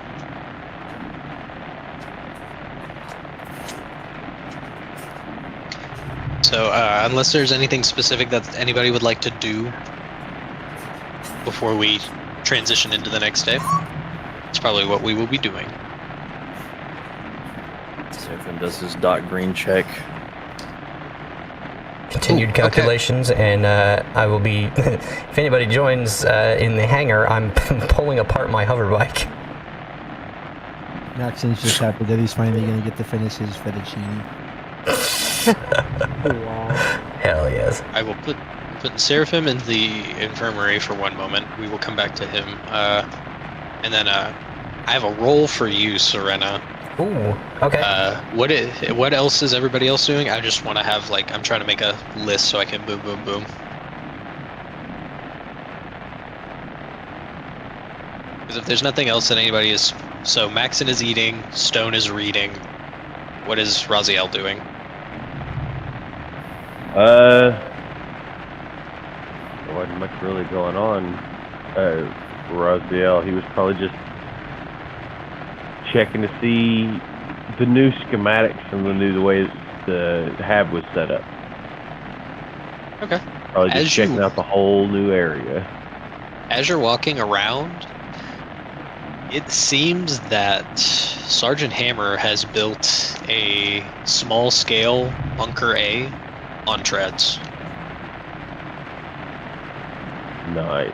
There are far more floors listed here, and I was going to get into them on travel because they're going to come into play later. But yeah, there's. I think I said it was a 10-15 story. Yeah. Pyramid essentially. Story. 15-story pyramid. Yeah. Christ. Is he? From what you have gathered from looking at it, he Frankensteined what was left of all the HAB units together and just made a mega structure to hold everything. Yeah. So there are floors where the offerings that were on the offering for Harvest, I think it was 3 or no 2, because you guys are on 3. Yeah. And then some extra barracks for soldiers for when you guys actually get there, and then there's the weapons platforms. The platform that was lost was HAB 1, which was the missiles and things like that, which is why you guys replaced some of that. But the weapons on board that are working are the heavy light cannons and the just normal light cannons. But yeah, that's the specific stuff. There's more storage areas. But other than that, the things that you're familiar with are still pretty much the same, just either higher or lower up.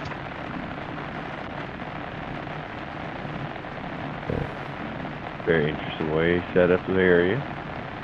Very familiar looking. Okay, but yeah, we are going to start with Seraphim. What are you doing in the infirmary? Are you specifically checking on the rejuvenation chamber that Doc Green is in, or are you just kind of messing about? Yeah, he's checking her condition, taking notes. Making sure it's going smoothly. The arm that was like burnt and kind of like shriveled away has more or less grown back. The fingernails seem to be about halfway grown on the hand. which you know from your reading is one of the last steps for a limb to grow back. Her legs still seem to be burned and not usable, but you also notice that her breathing seems to be manual and not just provided by the machine. She's not quite conscious yet, but she seems to be breathing on her own and moving slightly more in the tank. Alright. Good progress. Hopefully she'll be out and about soon. From what you're seeing, she'll probably be at least conscious by the end of tomorrow.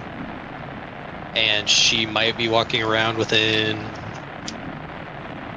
maybe 3 days. Oh, that's good. And with her being conscious, she would be able to come out for small periods of time, but she would have to return to the rejuvenation chamber fairly regularly to keep the regeneration continuing. I should probably go and find a wheelchair. That way she can walk around. There's one stroll in around. the infirmary. It's like, we'll say there's like a closet right here that has like splints, crutches, wheelchairs, all kind of folded up. Oh, perfect. All right. Well, that solves that problem. He finishes taking his notes. Guess I'll be talking to her tomorrow. And for the time being, he goes back to the office. Okay.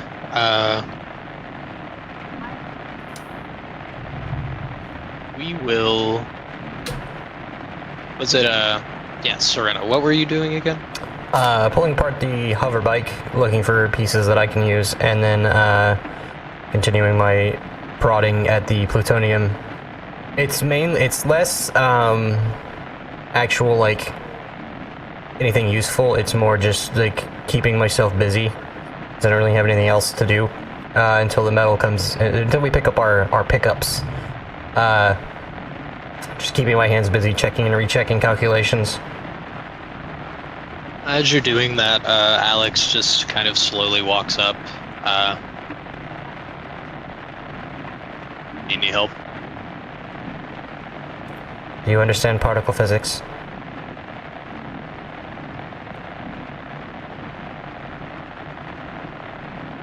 He doesn't say anything and he sits down next to you. Why don't you teach me? She looks at you and just kind of brushes the question off and looks at you. What is wrong with this planet? What did they do?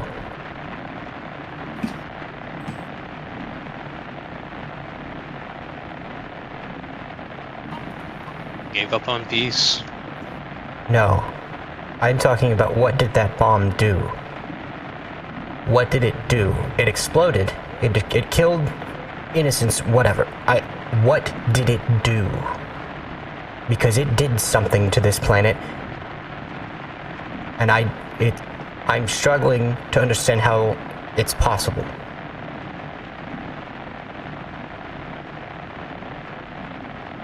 You live here long enough. You kind of put possible on the back burner and have to open your mind a bit. I'm not entirely sure. I'm no scientist, I can't tell you. But from what I've had explained to me when I've told this story to people much smarter to me, in places much more advanced than this, is that it has somehow been knocked out of alignment with everything. It has been knocked everywhere and nowhere. There's a beautiful simplicity in that statement. Go ahead. He looks very confused explaining this. Alex, do you know what an electron is? This is a very simple lesson in particle physics. An electron exists in something known as superposition. It exists everywhere at once. And precisely the more you know about where it is, the less you know about its speed.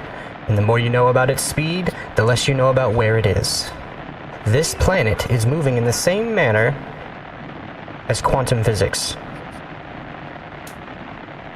How did they build a bomb so powerful it quantum shifted a planet? This planet, on a celestial body scale, has been shifted into quantum physics. That doesn't make any sense. I don't understand that. What did they put in that bomb?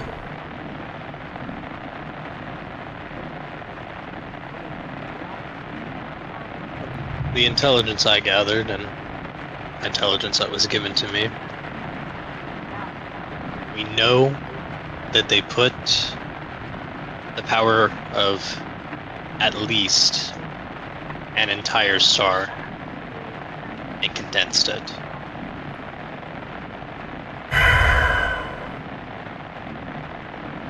How barbaric. You know, I heard rumors that when the angels reinvaded, they wanted to match the technology of the Knights of the Circle. It's the prevalent government in the sector that I'm from. They had fusion swords. They operated much like the engine of this ship, the engines of our ships that we use throughout the galaxy. This unit, just fusion happening on a small scale enough that it can power an object. So the angels cooked up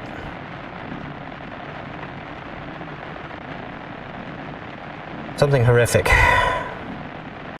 They are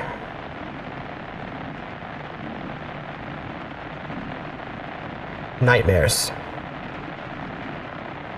We just call them the Scream because it's all you can do before you're dead. They are like the fusion swords, but they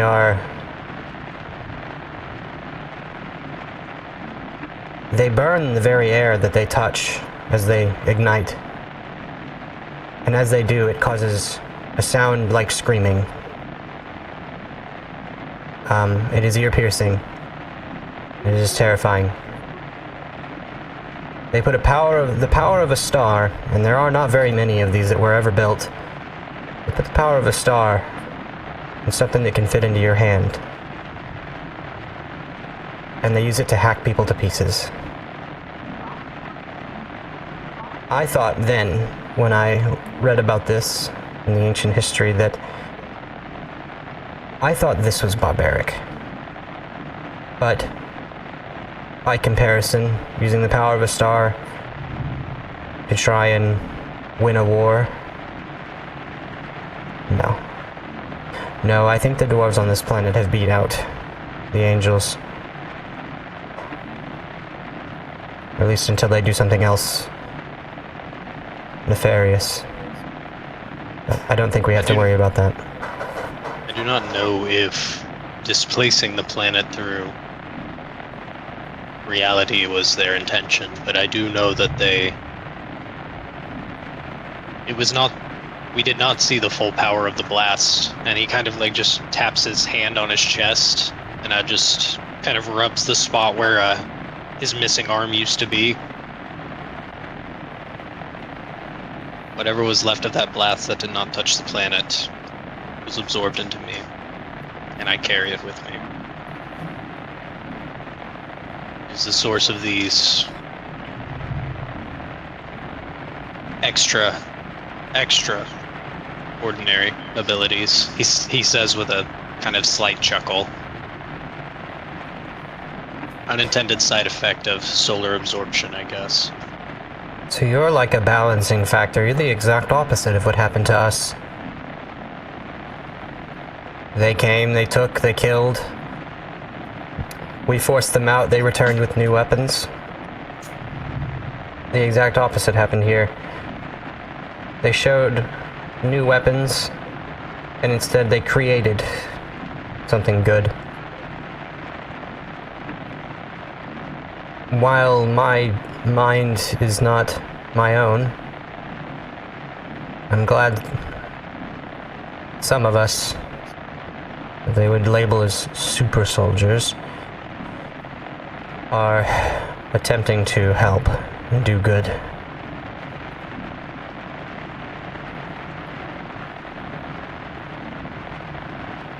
At least some of us were fortunate enough to be given something and then...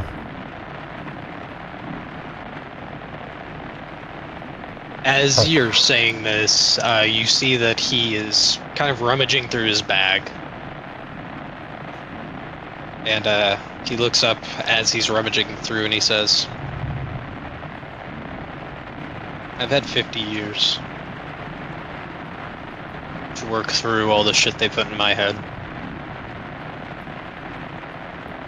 And though I don't know if I can offer you the exact same amount of time, he says as you see he grabs something and he pulls out a small visor that you put, it just seems to be a small, simple, mechanical machine that you just put up to your eyes, and he holds it out to you.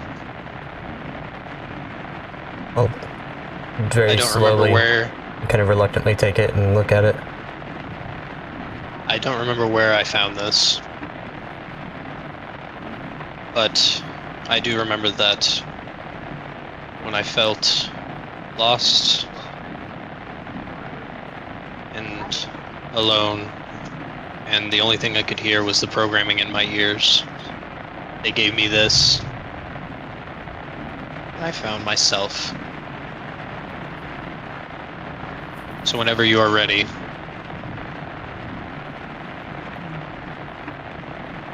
I leave it to you.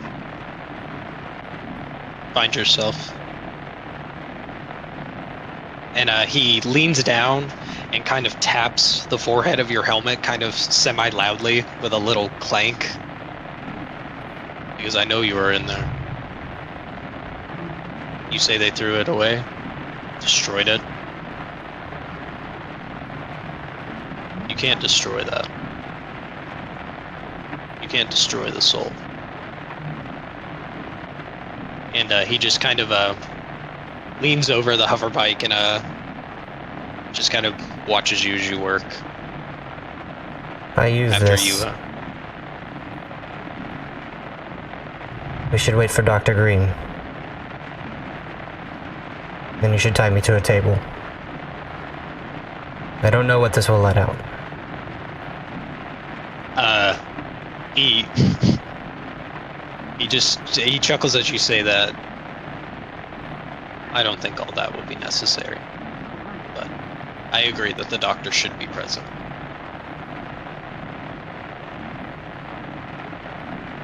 It would comfort me if... She twitches. I have to get back to work.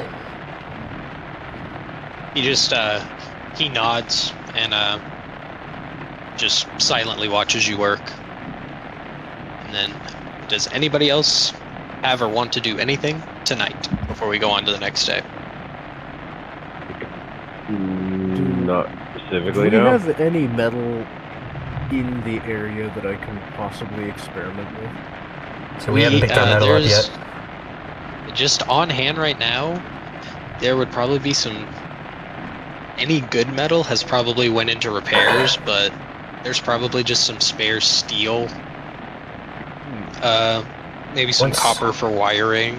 Once we get moving and stuff, though, we're gonna eventually pick up that bulk of stuff. Yeah. So above table, I would say, like, planning period until then is probably better, because we're gonna pick up a shitload of materials anyways. Yeah, we'll say that, Oh yeah. we'll say that, you, as it went into the night, you found Hammerstone, and, you had him... Sorry, those two names back to back got me. No, I know, it combined together. I was like, that was funny. You find the Hammerstone. Sorry, Robert's got it. Anyway, sorry. That got me. But you find Sergeant Hammer and you ask him for some advice on some metals that might be promising, and he kind of goes through and marks them for you and such. So, out of curiosity, if I have access to the steel, I want to see if I can use my heat breath to melt it. At least to make the process of melting it quicker. Grab a drink. Because for the sake of mineral testing, Stone wants to like melt steel and then like dip the front of his shield in it to see if he can make basically like a steel coat on the front. I was about to say, you could just take it to the forge if you, unless you specifically want to do it with your heat breath. How much damage does it do? Let me see here. Let me look at my print sheet. Let me pull this sucker up. It should be a decent amount, but not necessarily just to use only his heat breath, because I could just go to the forge, but I figured the heat breath might like make it melt faster, speed up the process. I was about to say, I mean, the forge is a small sun. Yeah. So you can just, yeah, I'd say just if you're wanting to do heat testing, you could do that in the morning.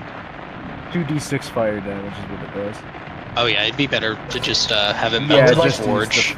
I would like to also put in, not to interject my character into everybody else's shit, but remember, while Hammer is also useful and very useful in every way, I also, it's like, I've made it clear that like, there's a few things that he can't do that I can fill the holes of what he can't. Just to keep that in mind for people's projects. Yeah. I just, like, in case it comes up, I'm not even speaking to any particular thing. I just wanted to make sure, like, you got a pair of like crafter, tinkerer, scientists on board. I just don't. It's not obvious until you see me and you remember. Oh yeah, the armor made me forget. This chick's a fucking scientist sometimes. That's crazy.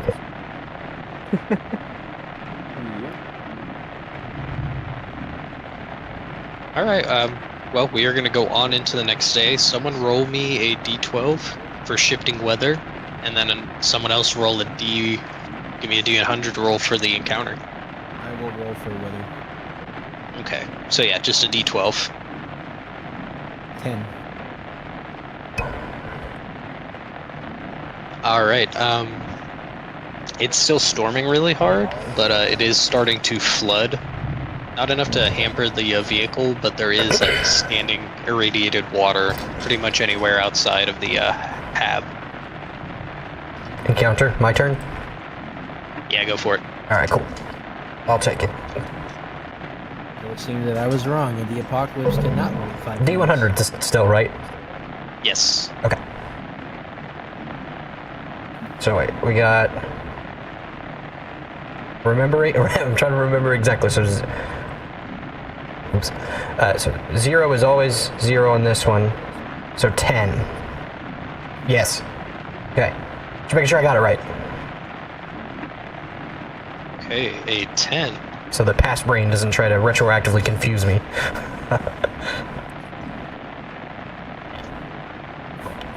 You will...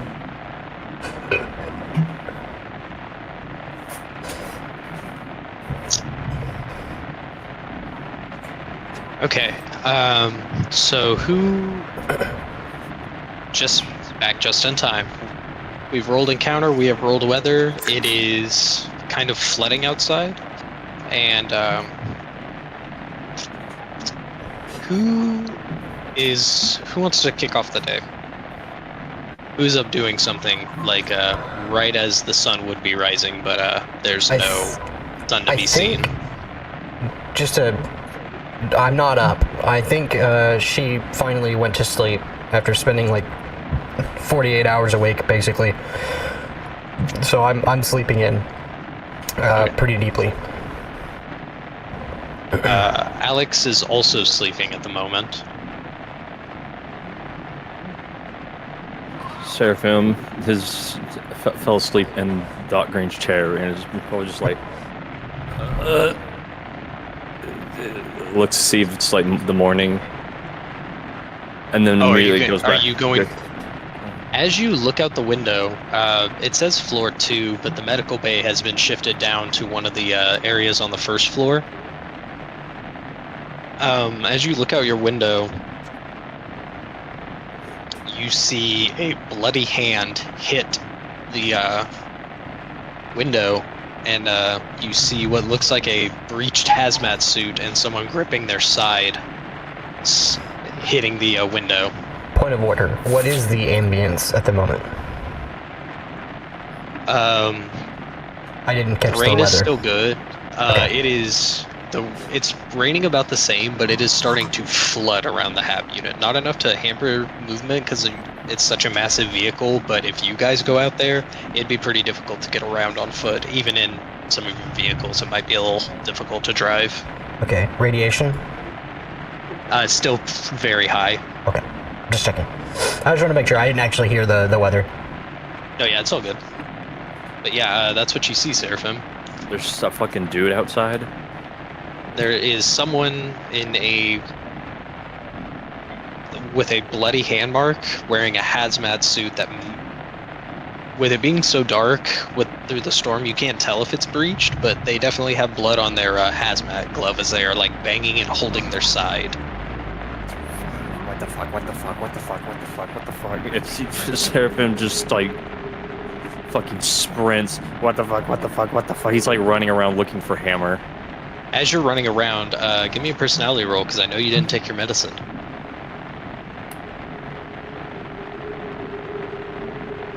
Shabam. Excuse me while I try to find the background normal loop music. Alright, as you're running down the halls, you're running down, and then Hammer comes out of the control room, which is kind of down the hall from Doc Green's, and he just... Oh yeah, you kind of run up here, we'll say you run here, and then you kind of like pace around for a second, and then he walks out, and he sees that it's you and he's... Something wrong? He just grabs his arm and like pulls him. Come on, come on, come on, come on, come on. And fucking like looks out the window, he's just like, fucking there's somebody out there. There is a bloody handprint, but it seems the person has moved. There was someone at the fucking window. As you say that, you see he already has his eyes closed, but they're like moving underneath his eyelids. And then he opens and looks to you. You move towards the hangar. Here, grab some medical supplies and follow me. I'll grab what I can if there's anything left. Dude, Seraphim, can I make a perception check to see if he moved everything, but I was about to say he's got to look for useful stuff. You spent multiple days cleaning up and rearranging. I'll say that there's probably enough to make like a very, very rudimentary first aid kit, but it's basically like a half-empty bottle of alcohol that you've scavenged from all the broken ones, and like some gauze and maybe some stitches.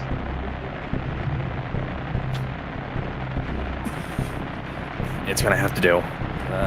Fuck, maybe I can swipe a bottle of liquor for pain if need be.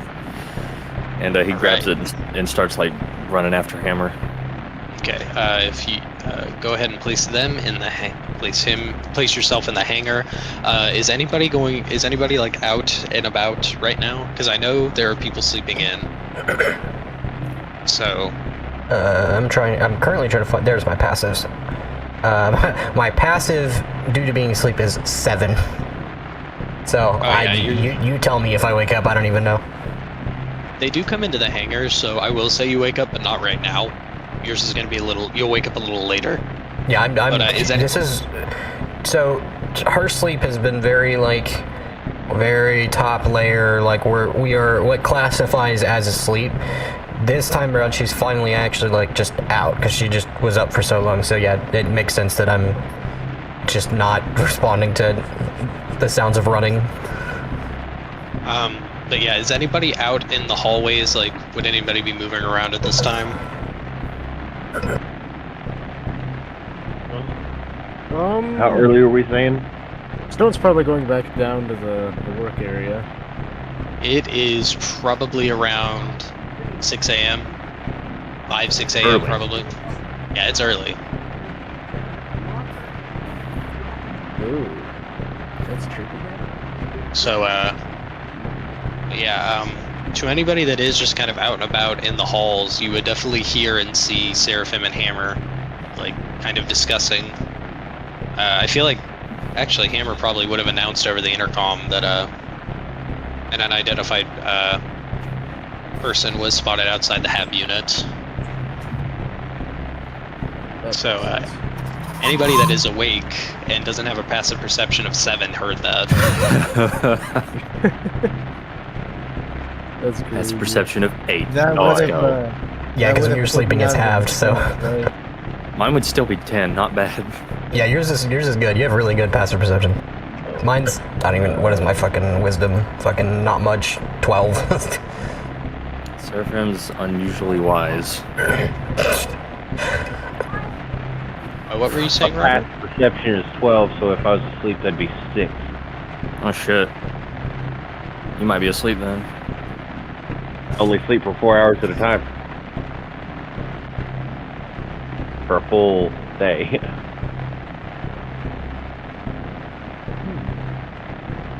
What were you, Robert? What were you gonna say? I thought I heard you about to say something.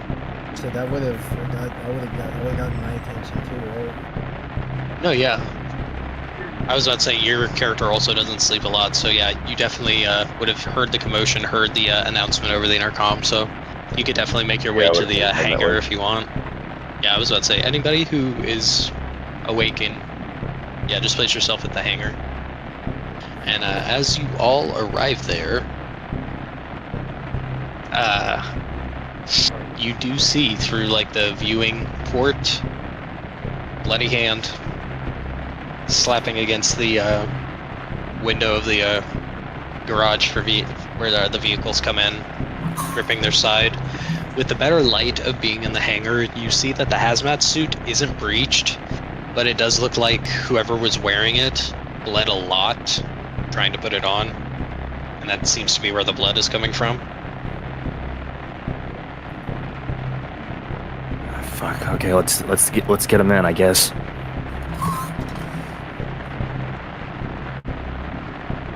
Any objections from anybody that is present before? I probably would have had my guns drawn just in case. Everybody else But get I a weapon probably out. Yeah, what'd you Get say, a weapon Robert? out just in case. How much radiation is going to come through when we open that door? It has shielding, so no radiation will come in. There's like a buffer for when There's an airlock people. door. Yeah, there's like an airlock for, yeah. With vehicles, there can't be people in here because it has to sanitize the whole area. But with just people, they can walk through the garage door, and it's almost like an airlock. So yeah, you guys just have to unlock it, which as you all give the go ahead, Hammer just kind of moves his hand, and the airlock opens, and I don't have a puck for them, but let me see if I have something good. We'll just use...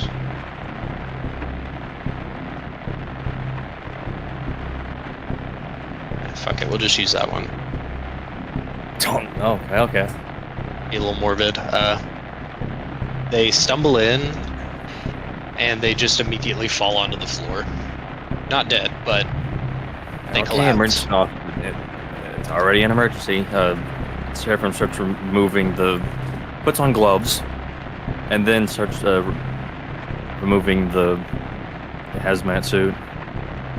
As you take the helmet off, because it's the part that you need to detach first, you slide it off and you see a half-elf man.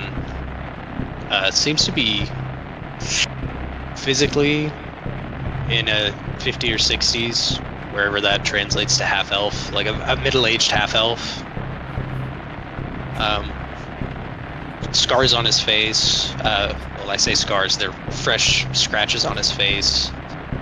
They don't seem to be bleeding much now, but very labored breaths, high fever.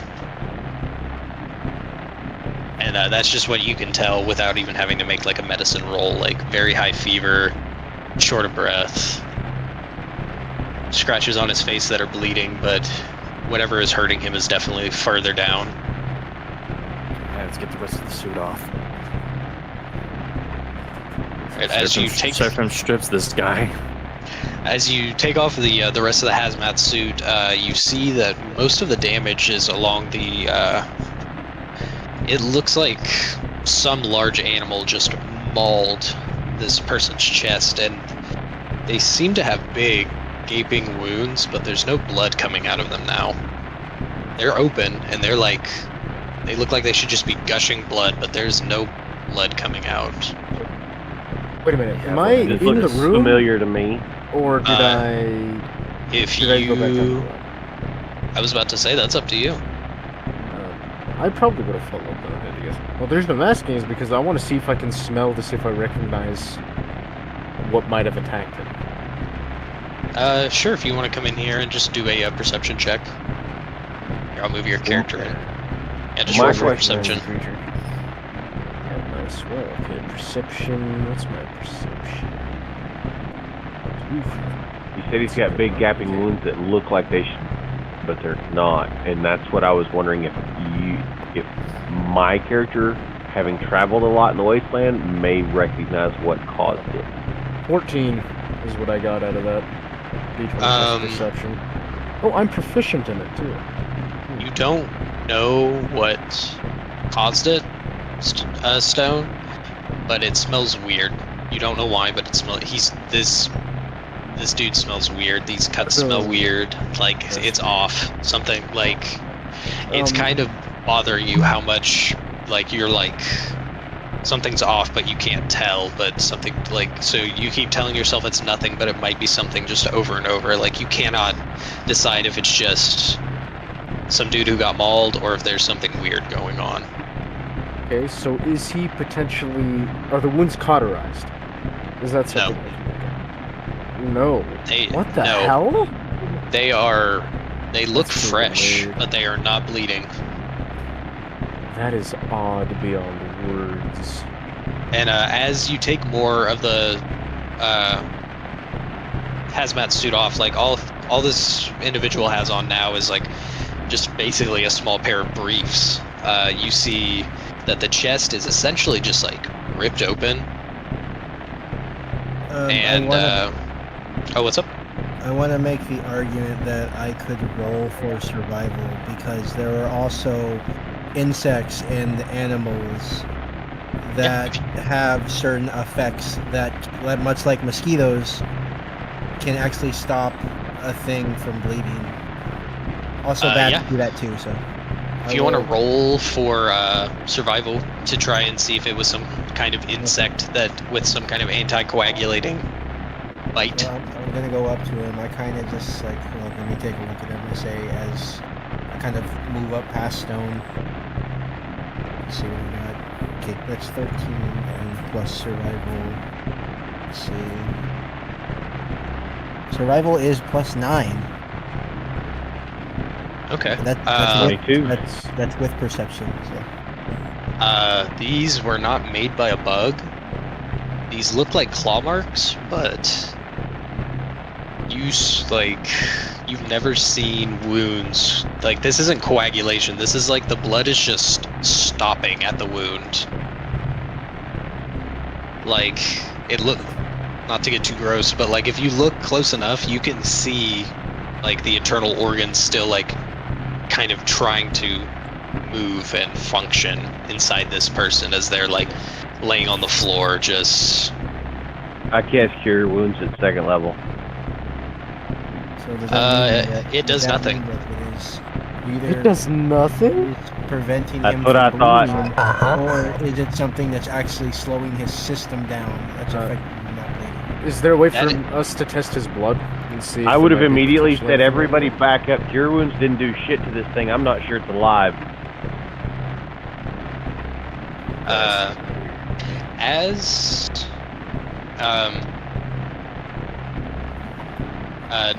Hold on, what was it you said, Maxon? I said Maxon speaks up. Is it something that's affecting his blood, or is it something that's affecting his system? Anything further than that is going to take a medicine roll. But you see, he's just kind of laying there writhing in pain. You notice that intermittently, he seems to kind of press on the wound, almost trying to like push it back together as he like groans in pain. Well, in that case, may I make my medicine roll to see if I can figure out what exactly is stopping everything from spilling out and bleeding everywhere? Sure. Go for it. Should I? Ooh, 18.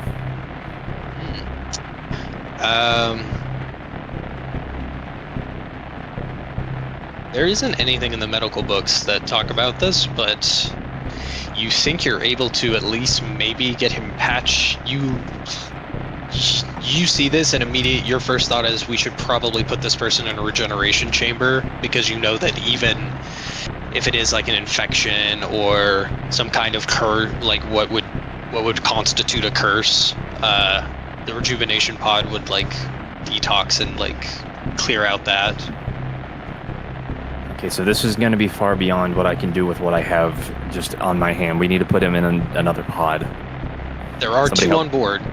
Somebody help me carry this guy. I'll help. I got the strength. Okay. That, or unless Stone wants to. Stone, do you want to? Or...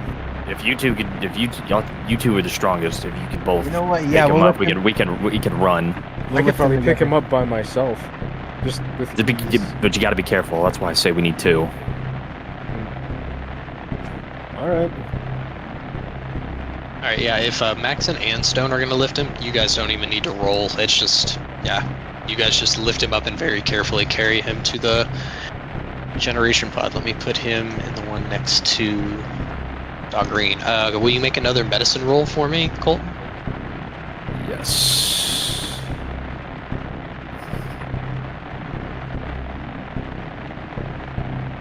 Ah, fuck, that's an 8. Oh, you get him to the pod, but picking him up, there's a couple of cuts, there's a couple of oh shit, a couple of that's not supposed to go there, and a couple more open wounds, but eventually you get him put enough into the machine, and it floods. You do see some of the spots where you stabbed him they bleed for a second, but then stop as the rejuvenation pod closes in.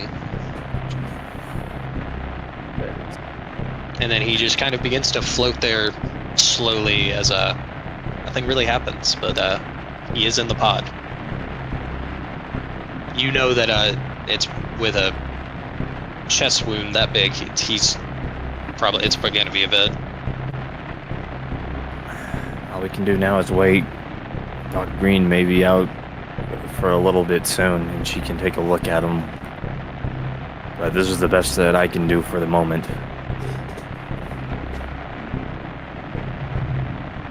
All right.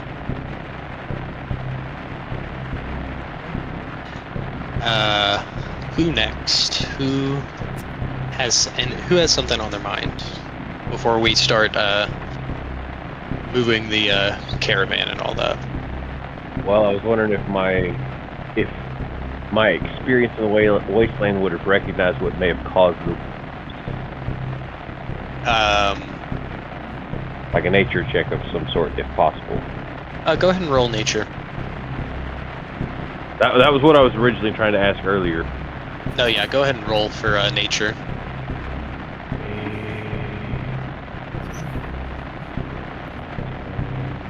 Uh, 15. You have no idea. Oh. You've never seen anything in the natural world, even in the wacky world of Ermos, you've never seen anything that cuts things open with what looks like claws, and then they just don't bleed.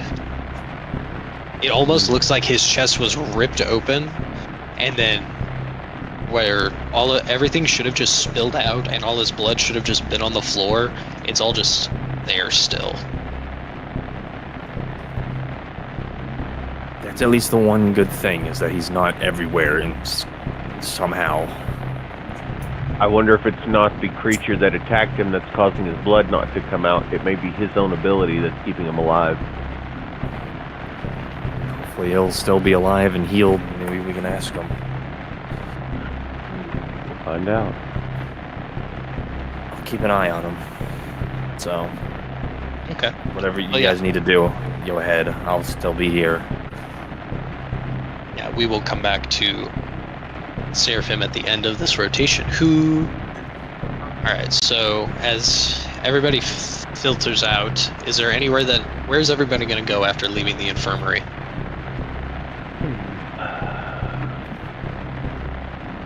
Well, okay, I'm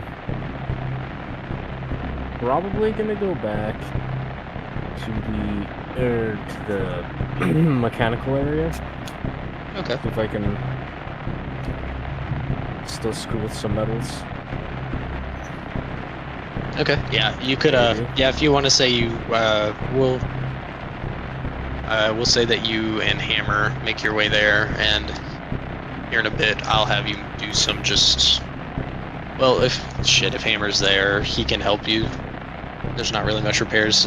We can just say that before takeoff and movement, Hammer's showing you kind of like the basics of like smelting metal in the forge. Just kind of like showing you the basics, like where to put it in, what temperature you want to get it to, how to pour it, stuff like that. Just the basics of like smithing with the solar forge.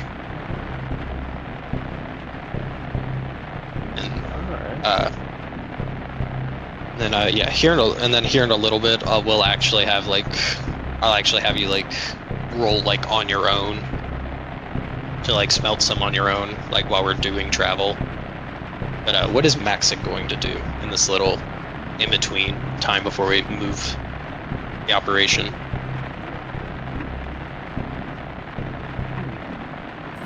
Maxon is just looking through his images that he has saved to just reminisce. Okay. Is he doing this in any specific place, or is he just kind of meandering about? He's just walking. Okay. What is Serena doing now that it's probably around the time that she would have woken up?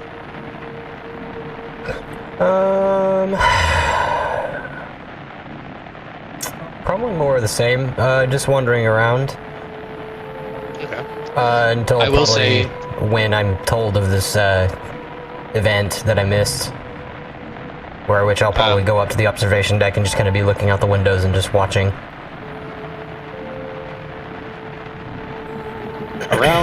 As you were making your way up to the observation deck, you bump into Alex, who seems to have just woken up. He doesn't seem to know anything about the ordeal. He seems to be asking you questions like, someone was attacked? What? We have another injured person on board? No idea. One of the crew? Check the infirmary. I'm headed up. I'm going to keep an eye out for something. Let us know if you need backup, okay? And he just nods to you and just makes his way to the infirmary. Alright, we are going to move over to the world map now. Yay. Get rid of this stupid circle. I'm so sorry. Yay. Yay. If you guys, whoever would like to move Harvest 2 to the, we're going to cut its movement speed in half. Since we are no longer moving multiple vehicles at a certain speed, we are moving one big-ass vehicle. So, whoever would like to... Quarter of a square? I believe so. Oh my goodness. So here's the question, how mobile is it, and are we going directly north to the drop-off point, or do we gotta go around? To the drop... I will say a lot of this... mountain right there. I will say I'll be pretty lenient and say as long as you guys park anywhere along this little basin here, it'll be fine.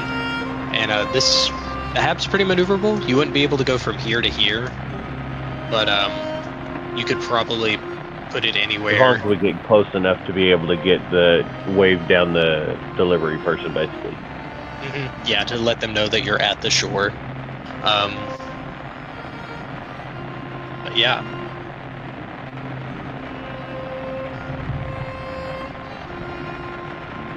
So yeah, as we are moving, what is everybody doing in this short little intermission?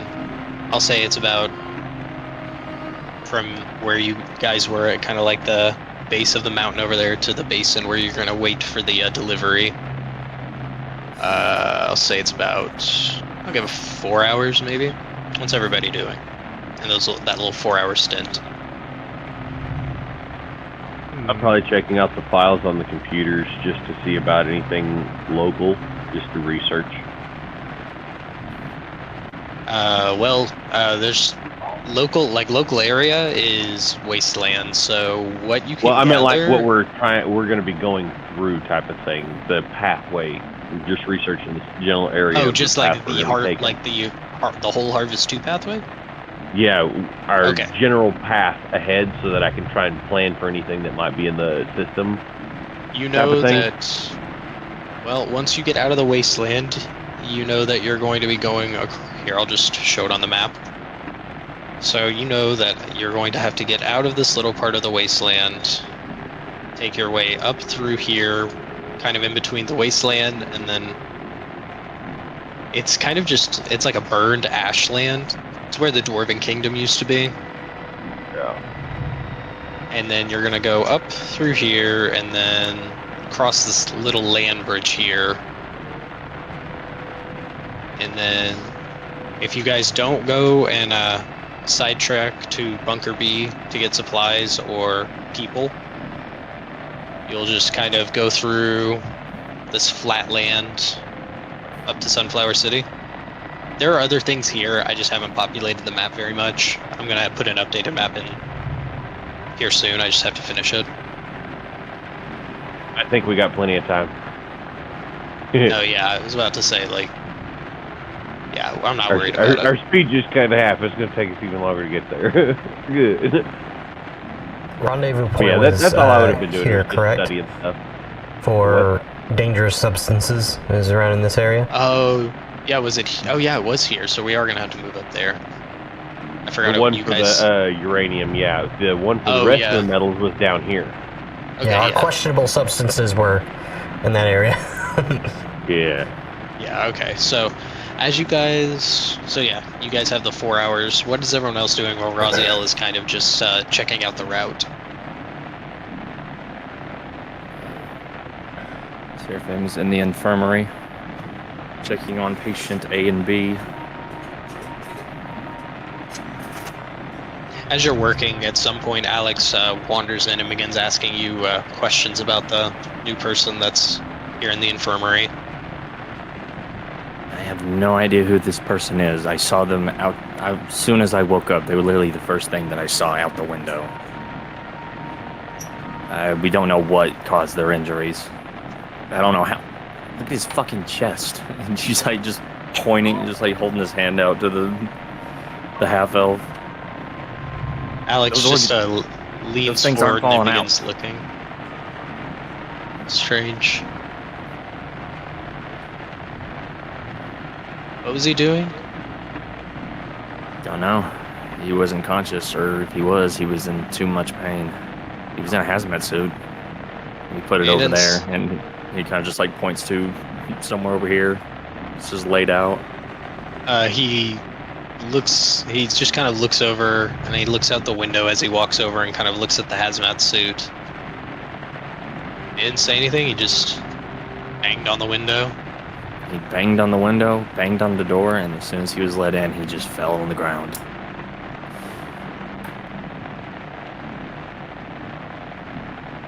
He just kind of looks back at the pod with the mysterious half-elf and just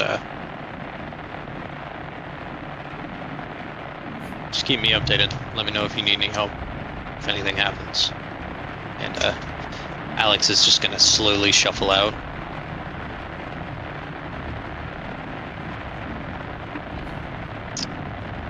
I will say, as you're in there doing that, you notice that Dog Green opens her eyes. pod, very slowly and very like dully, like she's barely awake, but her eyes do kind of like slowly fade open and then kind of fade back to being closed. You assume that in a few hours in a few hours she'll probably be conscious enough to come out and speak to everybody for a little bit. Small, quick, snappy point of order. With that quick, small rewind. How good is Alex's insight? Like, is it worth anything, or would good. Is it? Oh yeah, no, it's pretty good. Do you want me to? Would it be? Would you even bother? I was gonna say, would it even be? What's the word? What are the words I'm looking for here? Is there any point in even making you roll, or would he just pretty much pick it up? It's specifically what she said whenever he was talking to her. I just realized that he may have picked up on that. No, he definitely would have. His passive insight is really fucking high, if I'm not mistaken. Yeah, it's an 18 passive insight. Her saying, you might want to strap me to a chair, that was saying it's not going to happen willingly. I totally just like in the gotcha. Character forgot to say that out loud. Anyways, gotcha. Cool. Back to where we were. Okay. So, yeah, no. You think that here in a few hours, she will definitely be cognizant and at least be able to talk for a few hours. Seraphim will stay in the infirmary and just keep watch. Okay. Stone, will you give me a... I'm trying to think. I like rolls. What about sweet rolls? Wow, obligatory Bethesda game reference. It's the first thing that came to mind. I don't know what I was gonna say there. That was stupid as fuck. I'm so sorry. I guess give me a roll. You're not proficient in Smith's tools, so I guess give me a roll. But you have hammer there, so I guess just give me a roll plus your. Is it just a dexterity modifier that goes into tools? If it's a thinker's check, it's plus dex. Yeah. What would Smith tools be? Would that be strength or? I don't know off the top of my head. I would say depends on the job, but probably strength. Well, with like trying to smelt metal and are you just trying to learn how to smelt ingots, or are you trying to do something like specific? He's probably gonna start with ingots. He's gonna start from like. If he's smelting, I'd argue dex, honestly, because you're like just pouring shit into molds, right? Yeah, just give me a dex roll then. Yeah, that makes the most sense to me. Okay. So for me, that's my dex is +2. So yeah, man, I wish it was strength. I have a +8 on that. So. Smith's tools are strength based. Oh, that would work then. That's what I'm just coming across when I was looking at. I'd still argue dex though for this specific thing since he's smelting. Yeah, that's what I was gonna say. Like, I think I'd agree with that. Because like if you were making something, like hammering something out, we're making roll strength. But this is more like fine. You're like trying to understand the metal. Yeah. Yeah. 5, because I rolled a 3. I am jailing this dice. I am legitimately jailing this D20. I'm not dealing with this.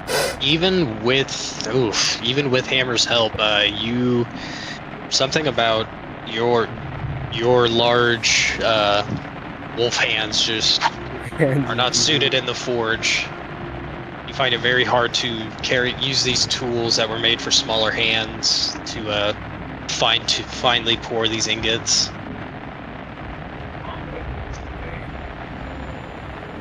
That sounds problematic. After a while, Hammer he says, "Here, set that down. I will let you know when I have made more progress on your project that you have asked me about. In the meantime, keep an eye out for any metals that you think that I have highlighted for you." And he just kind of points to the little list on the data pad that he put on your data pad for you. Nice. Okay. Okay. I just go back and read the list, I guess. Okay. Kicked out of the kitchen by Chef Ramsay. Damn. Dang. I mean, to be fair, molten metal. I was about to say Stone was trying to use like tools that are made for like human hands. I'm pretty sure like his like, even if he is like essentially like a very like, I see him as almost like a werewolf in a sense. Like he's basically his hands. just very big humanoid creature. I'm imagining like, a normal I'm person sure his with hands. like larger forge hammers and then like larger forge hammer and stone. Just like, this is the hammer. It's like, it's just nothing. Tiny. It's like the tiny screwdriver kit, you know? As we approach the water, whoever it was that made the order, you remember that they told you to light a fire at the beach and put out a specific banner that they gave you to signal that you were waiting on a shipment. I believe it was Maxon. Yeah, it was Maxon.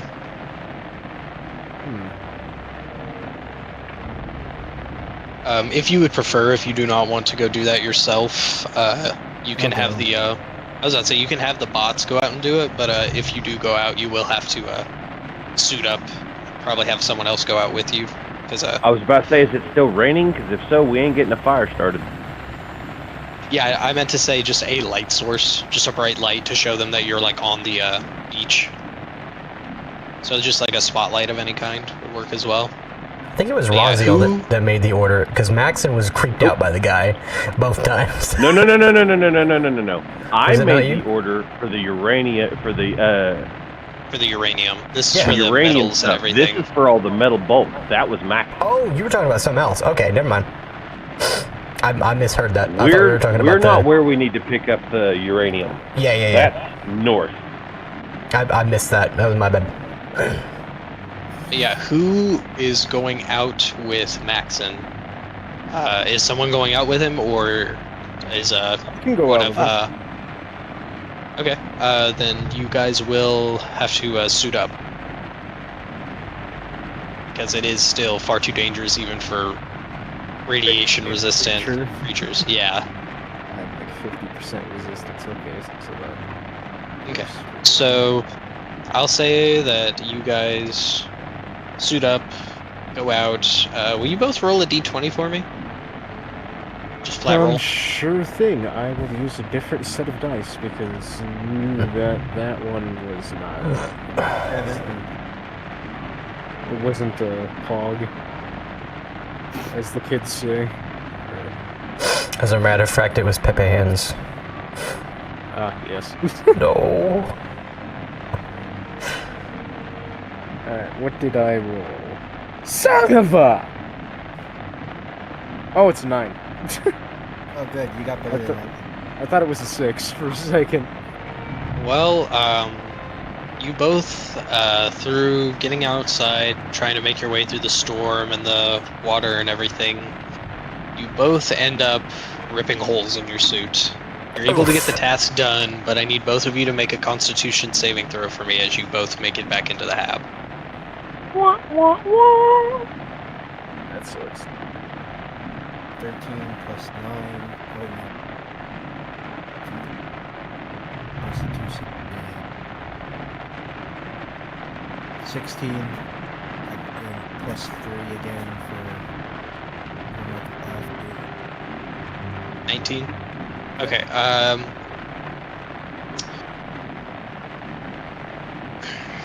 this is for your roll, Maxon, give me one sec. You take 3 acid damage, and, you have...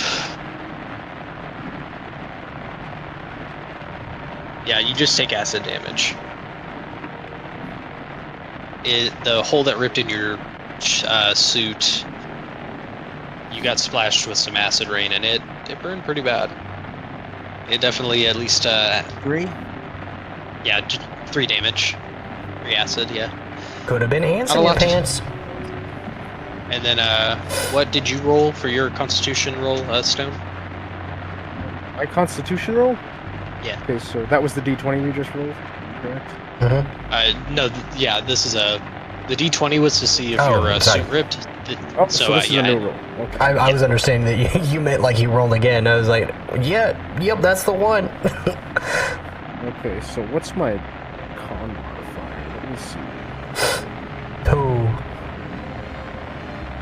Oh, that is a dirty 21. Oh. Okay. Same with Maxon. You just you take even less acid damage. You take like 1 acid damage, I guess. I think I'm round down. Acid damage too on my plate. I'm gonna have to judge.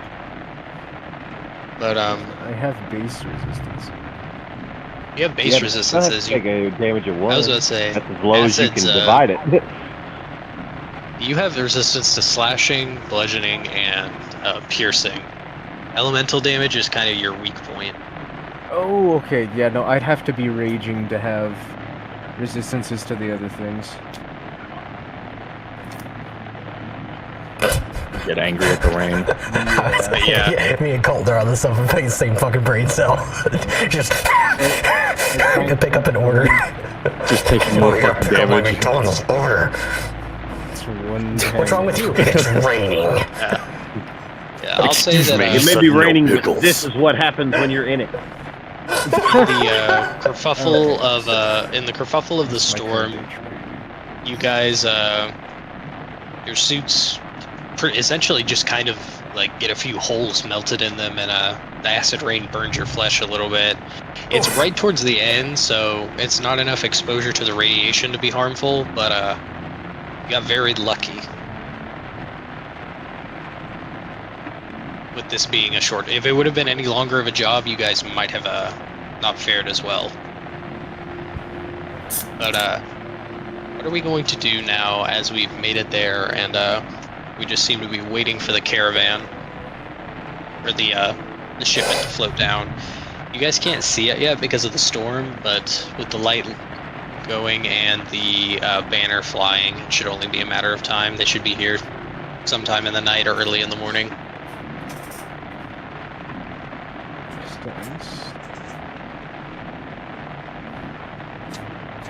I'm just gonna be in the harvest unit. Just I'll be watchtower. I'll just be watching out. Okay. If there's any kind of like lenses or binoculars or something like that, just keeping an eye. I'll say that there's some sets of binoculars / like rangefinders that are just kind of up there for scouts to use. Okay. If you want, you can roll perception for me. Sure. Perception. See, that is a decent roll for once. Hang on. Tab. I was about to say, well, since you're using the rangefinders and stuff, you can roll it at advantage as well. Let's see. That first one is a 19, but it could be bigger. Oh, it is at 22. Right, yeah. With these rangefinders, they already have like night vision and thermal like going just as a standard. So like you're looking out, you don't see anything. You see very far off on the distance on the water. It seems to be what you assume to be the floating barge carrying your goods, slowly floating its way up to you. You think it should take about another 2, maybe 3 hours because of the storm to make it up to where you guys can offload it and sign for it.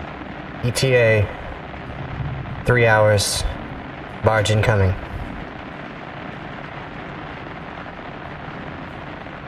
Not too bad to wait. We're about to get a whole hell of a lot of supplies. Settle in, boys and girls. We got a little bit of a wait. Then a lot of work. Half track closer to where the beach is. That way we can use it for transport. As you all are saying this, Hammer chips in over the radio, and he says, "You ready to offload as well?" No worries here. Then we might be able to move again. I'm not sure. We'll see. I don't like sitting next to the water.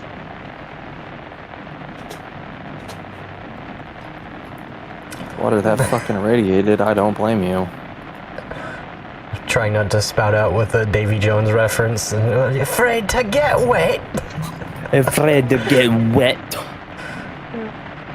I will. Jack Sparrow. That is a point of note. Though you guys can't see any sunshine, the water is glowing bright blue. Yeah, that's normal. That's totally cool. Yeah, that's day-to-day stuff. Okay. Blue, yeah. My water. I get a Average cup of water in the morning. It irradiated glows water. red. Boys, get out of here. Drinking freaking hemoglobin, what the hell? It's what we call hot Cheeto water. Oh my god. As you I eat it guys for are breakfast, waiting, lunch, and dinner. Drink hot chip and lie. drink hot chip and lie. Hell yeah. Fuck.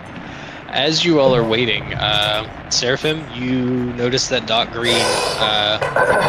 Have you left the infirmary at all at any point, or have you been in there the entire time? Well, you would notice about soon after Stone and Maxon put out the beacon and everyone was kind of settling in, getting ready to unload supplies. You notice that Doc Green begins to move around in her tank and begins to move her fingers along the outside screen. And before you can really react, it's starting to the liquid is starting to go down, and she's unhooking herself from the things in the pod.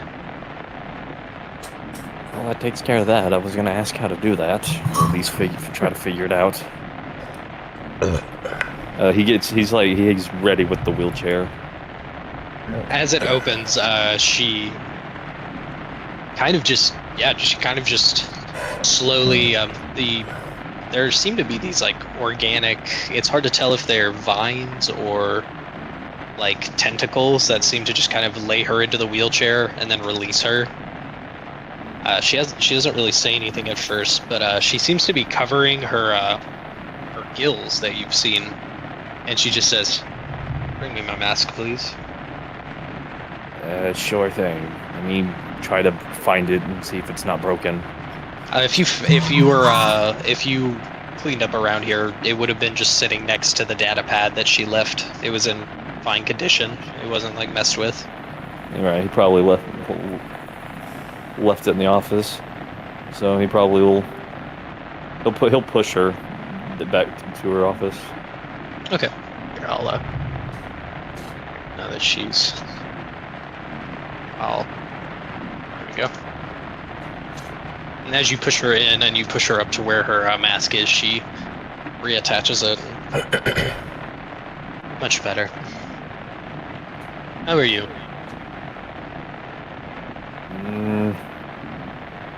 More or less the same. Stable. Healed up, you can see. I got my eyelids back. I've been able to sleep normally. Very good. How did you manage that? Did you get in the chamber? I was wondering what would happen if you got in the chamber. I have not been in the chamber, no. Instead, I had it's a long story. But it was basically more DNA. She raises an eyebrow as you say that. You're going to have to fill me in on this. And if you were holding onto the wheelchair, you feel as it just like flies from your grasp as she wheels around to the front of her desk, knocks your notes out of the way, and then begins to take some notes of her own.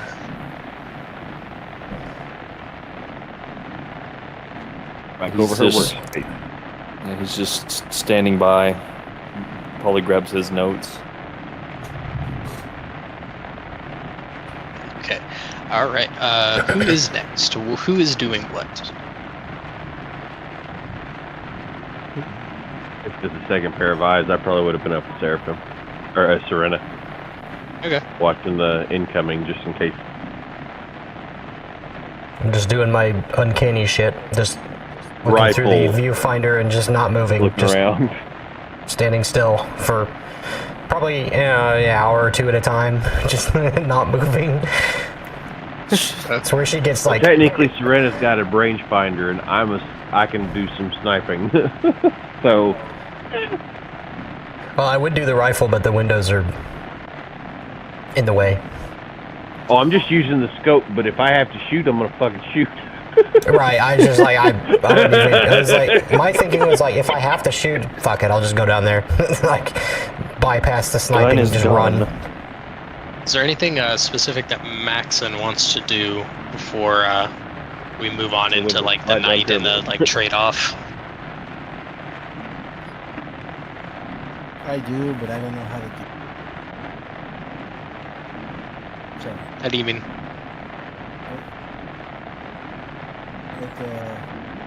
You're a little quiet. You ready for that conversation with Alexander yet? Yeah, you were going really quiet too, by the way. Just a smidge. Can you hear me? There. Yeah. That's better. We can hear you. It was just low. Yeah, it was just like a little quieter than normal. Yeah. Pretty much. Alright, see, what were you saying? I still know how to go about it. Like, Alexander's probably the one that knows the most about Maxon's backstory at this point. Okay, yeah, well, if Maxon just feels like he wants to talk, I'll say that Alexander is currently sitting in the, he's sitting in the hangar watching that tape that Ophidia gave you guys over and over again.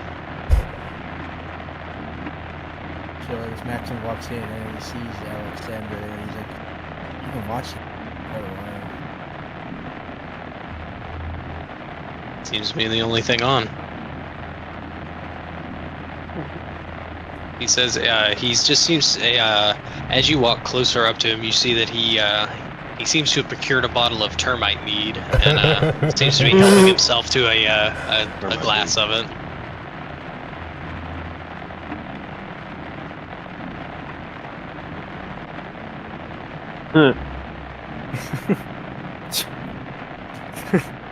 As you walk up, Maxon, he takes a small drink of it and then he looks over to you. How many of you are there? How many like you? Do you know? He just takes a breath and then just exhales quite loud. I don't think I ever got the chance to meet everybody that would like me. I was a imperfection. Is a good way to put it. There's a reason why I don't sleep. Not by choice, but by power I was given as a traitor.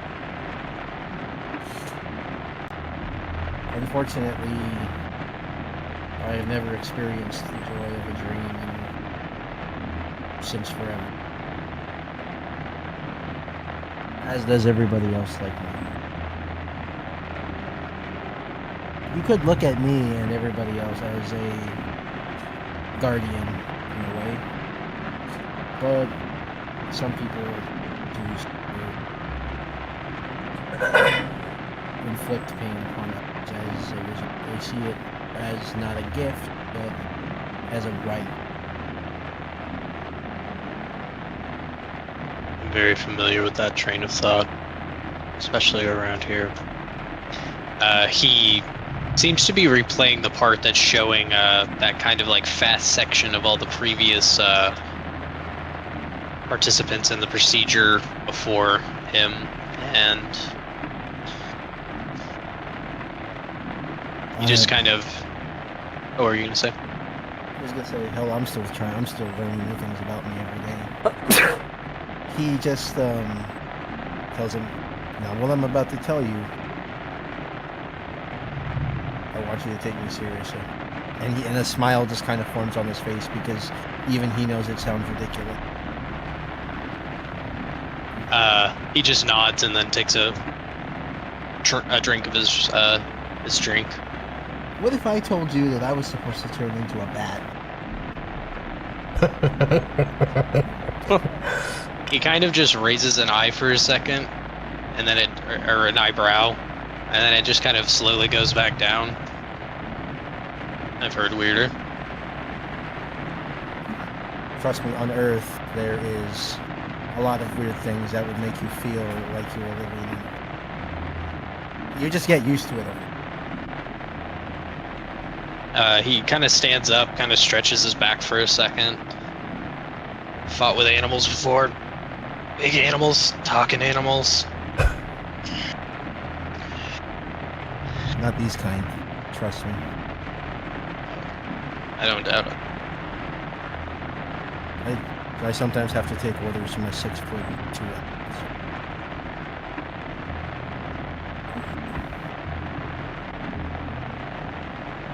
He just kind of he kind of shrugs and he says, "In my experience, a brother in arms is a brother in arms." Brother comes in. He nods and kind of gives you a small like cheers with his glass as you say that. Okay, so I want to ask for this next part. I don't know if like you're okay with it or not. If not, it's fine. But what's up? Are you fine with having Alex make a roll of intimidation? Not from Max, just it's not gonna go anywhere. But I just think it's good for effect. I'm gonna need a bit more context. You remember that one character I was telling you about? Oh, yeah, he's her. He'll be fine. Be fine. Okay. Yeah, I was about to say, she's from what you've told me, scary, but nothing nothing that isn't something he's had to handle at some point. Like, bro saved worlds like it's nothing. So it'll be scary to hear, but nothing it'll be similar to things he's heard before. So explain away.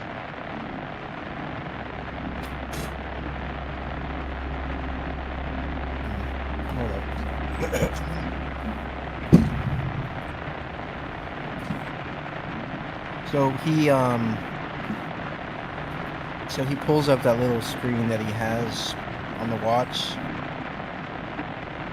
and then he looks at Alexander and says, "I don't really like talking about her that much because she is very problematic," I'll say. And then you see a picture of, I don't want to like spoil it yet, but but you know who it is. Yeah. So he just shows it to her, and then Maxon kind of gets like very uneasy, unsettled. This is the bane of our existence. Nobody knows where she came from. This thing, chaos itself. If I don't get home and stop her, she is going to drain my planet dry, and then she will move on to the next. And then the next. And then the next. And eventually she might end up coming here.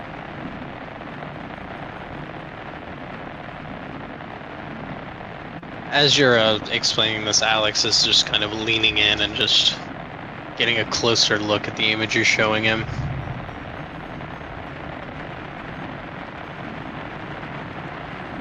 So it might not look like it, but trust me, it looks to me the same.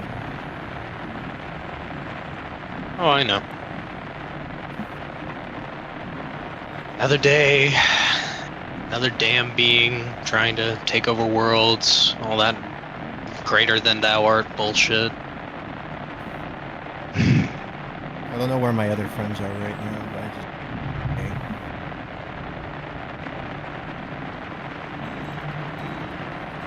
I'm not the only person that's, as I've said before, scattered across God knows where. We're all just trying to get back.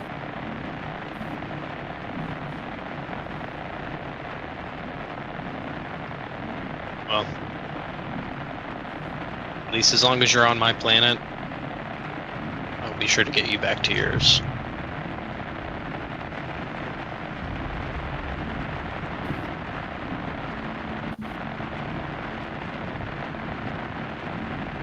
And we'll deal with this. And he just kind of motions to the image. If and when they decide to show up.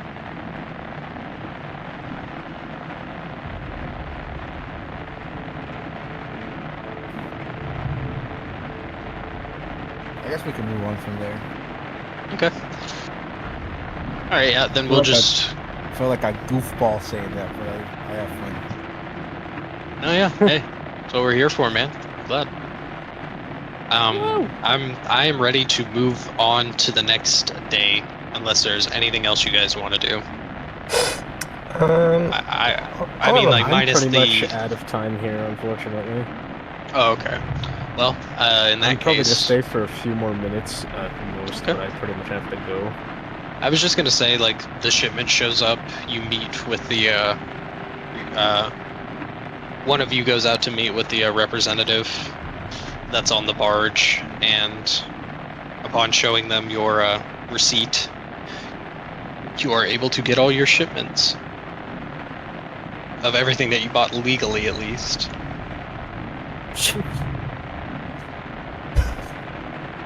We've got everything but the dirty bomb material. Precisely. Has, in the meantime, after, like, an uncomfortable hour or so of me just, like, standing with the viewfinder and just not moving, I'll eventually just, since Raziel's in here, what are you? I haven't quite figured you out.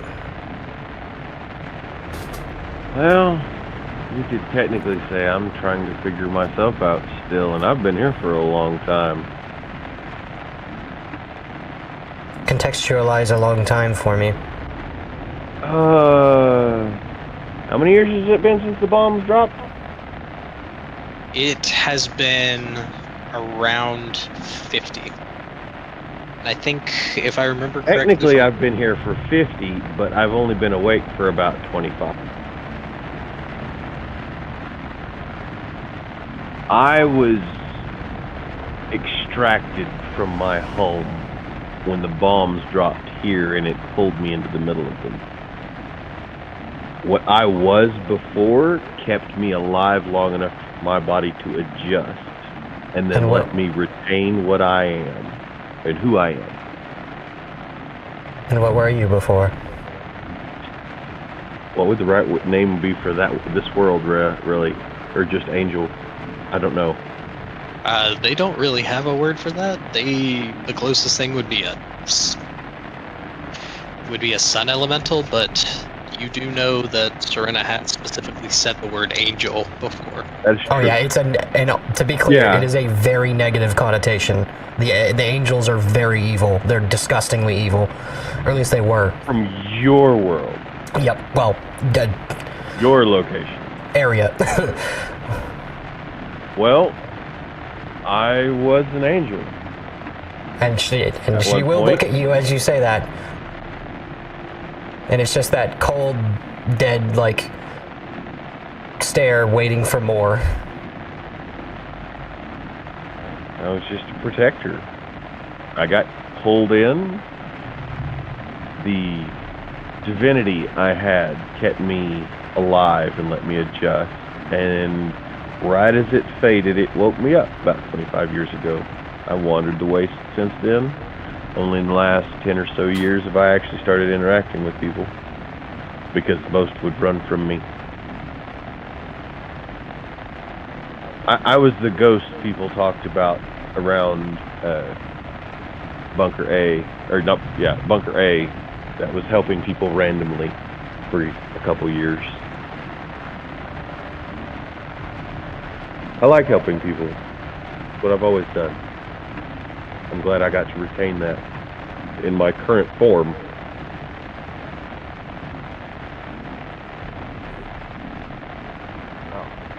Well, Any have a other good one, guys. questions? I gotta go, unfortunately. Sorry to cut you off in the middle of that. Apologies. Oh, you're good. See you later. All right. Have a Night. good one. See you, Sharp. See ya.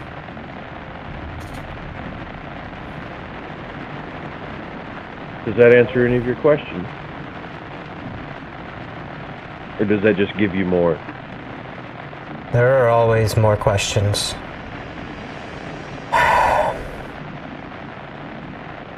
I am trying to understand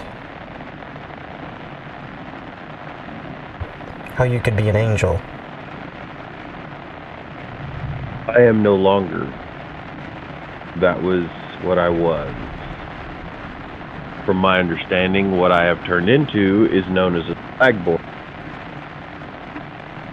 But I retained my mind because of what I used to be. It kept my faculties my own.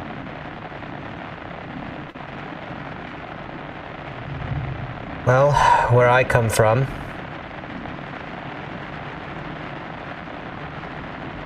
there were very bad angels. They were the children of the gods. That's what the old stories say. They came down, well, down in relative speaking, through the realms, into my sector of the galaxy. And they began to torment every planet that they could get a hold of. And there was no interplanetary cohesion to speak of. So everyone suffered separately. Except for us. The original 10 that began the clans in old days, they came together and they fought back against the angel who was leading the forces attacking our planet, and fought them off and managed to actually kill the angel.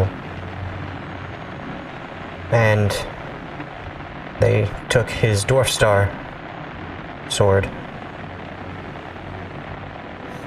So now, the leader of the planet, who after that point, of course, was those that took it over, but has been since reclaimed by the leader, Temur Denauri, now has possession of the Dwarf Star. They are very rare weapons, and we call them the Scream, because they make the air scream when they ignite.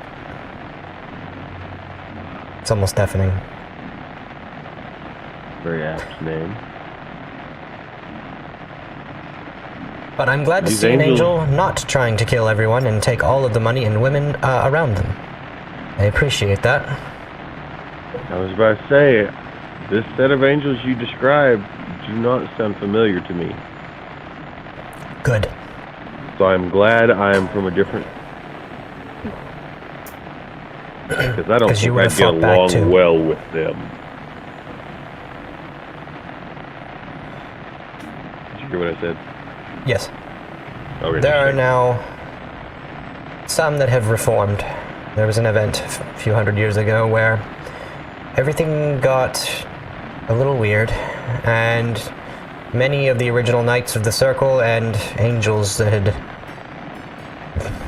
passed through the realms disappeared. Now some of those angels are actually... They run some of the governments, and there is a range in which they exist. Some of them are still pretty cruel and greedy. Some of them are generous and fine, stand-up citizens and members of government. Almost makes the old stories feel a bit biased, a bit skewed, a bit extreme. But the scars, they're there. The Dwarf Star sword is there. There must be some truth. Very well, maybe.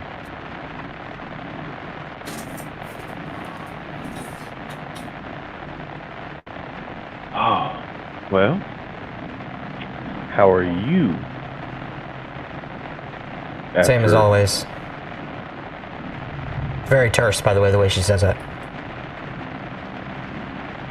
No. I'm a good listener if you want to talk. About what? Anything that may be bugging you, to be honest. The only bug I had has been expunged from Sato. I appreciate that. Keeps me working. You're welcome for fixing it. I was happy to help. Glad I could do something.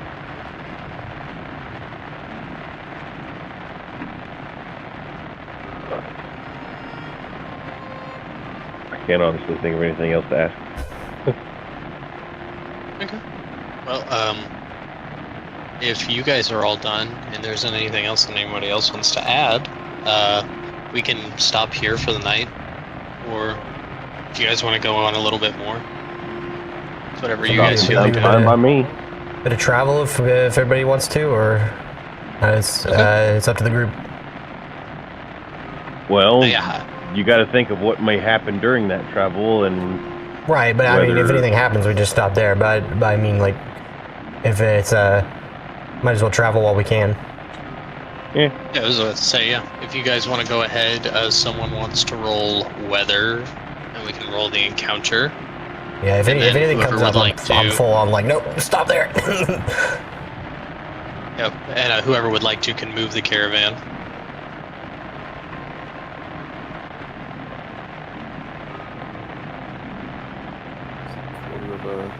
Quarter of a square. Probably around right here.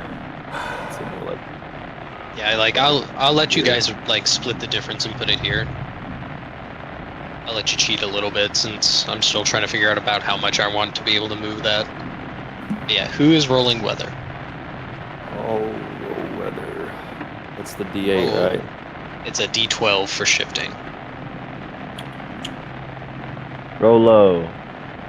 Yay! How low do you want me to go? Because now we're on the fucking floor. Low? How low? Well, every time we've rolled high, it's gotten worse. I'd also like to point out how much I'm enjoying the like bacteria dividing like Maxons in the little roster on the side. I don't know if anybody else can see that, but it's like for me, there's like, what is it? We're up to like 7 now, Maxons on the bottom. Oh, we are. Oh my god! I don't know why that happens. It might be. I think it's an owlbear bug, but it's very funny to me. Just watch the bacteria divide every so often, and just another one pops up.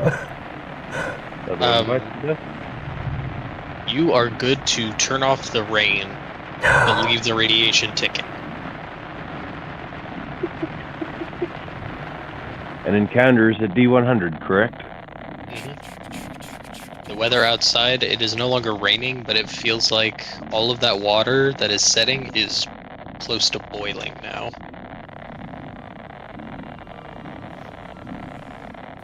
I rolled a 61 on the D100.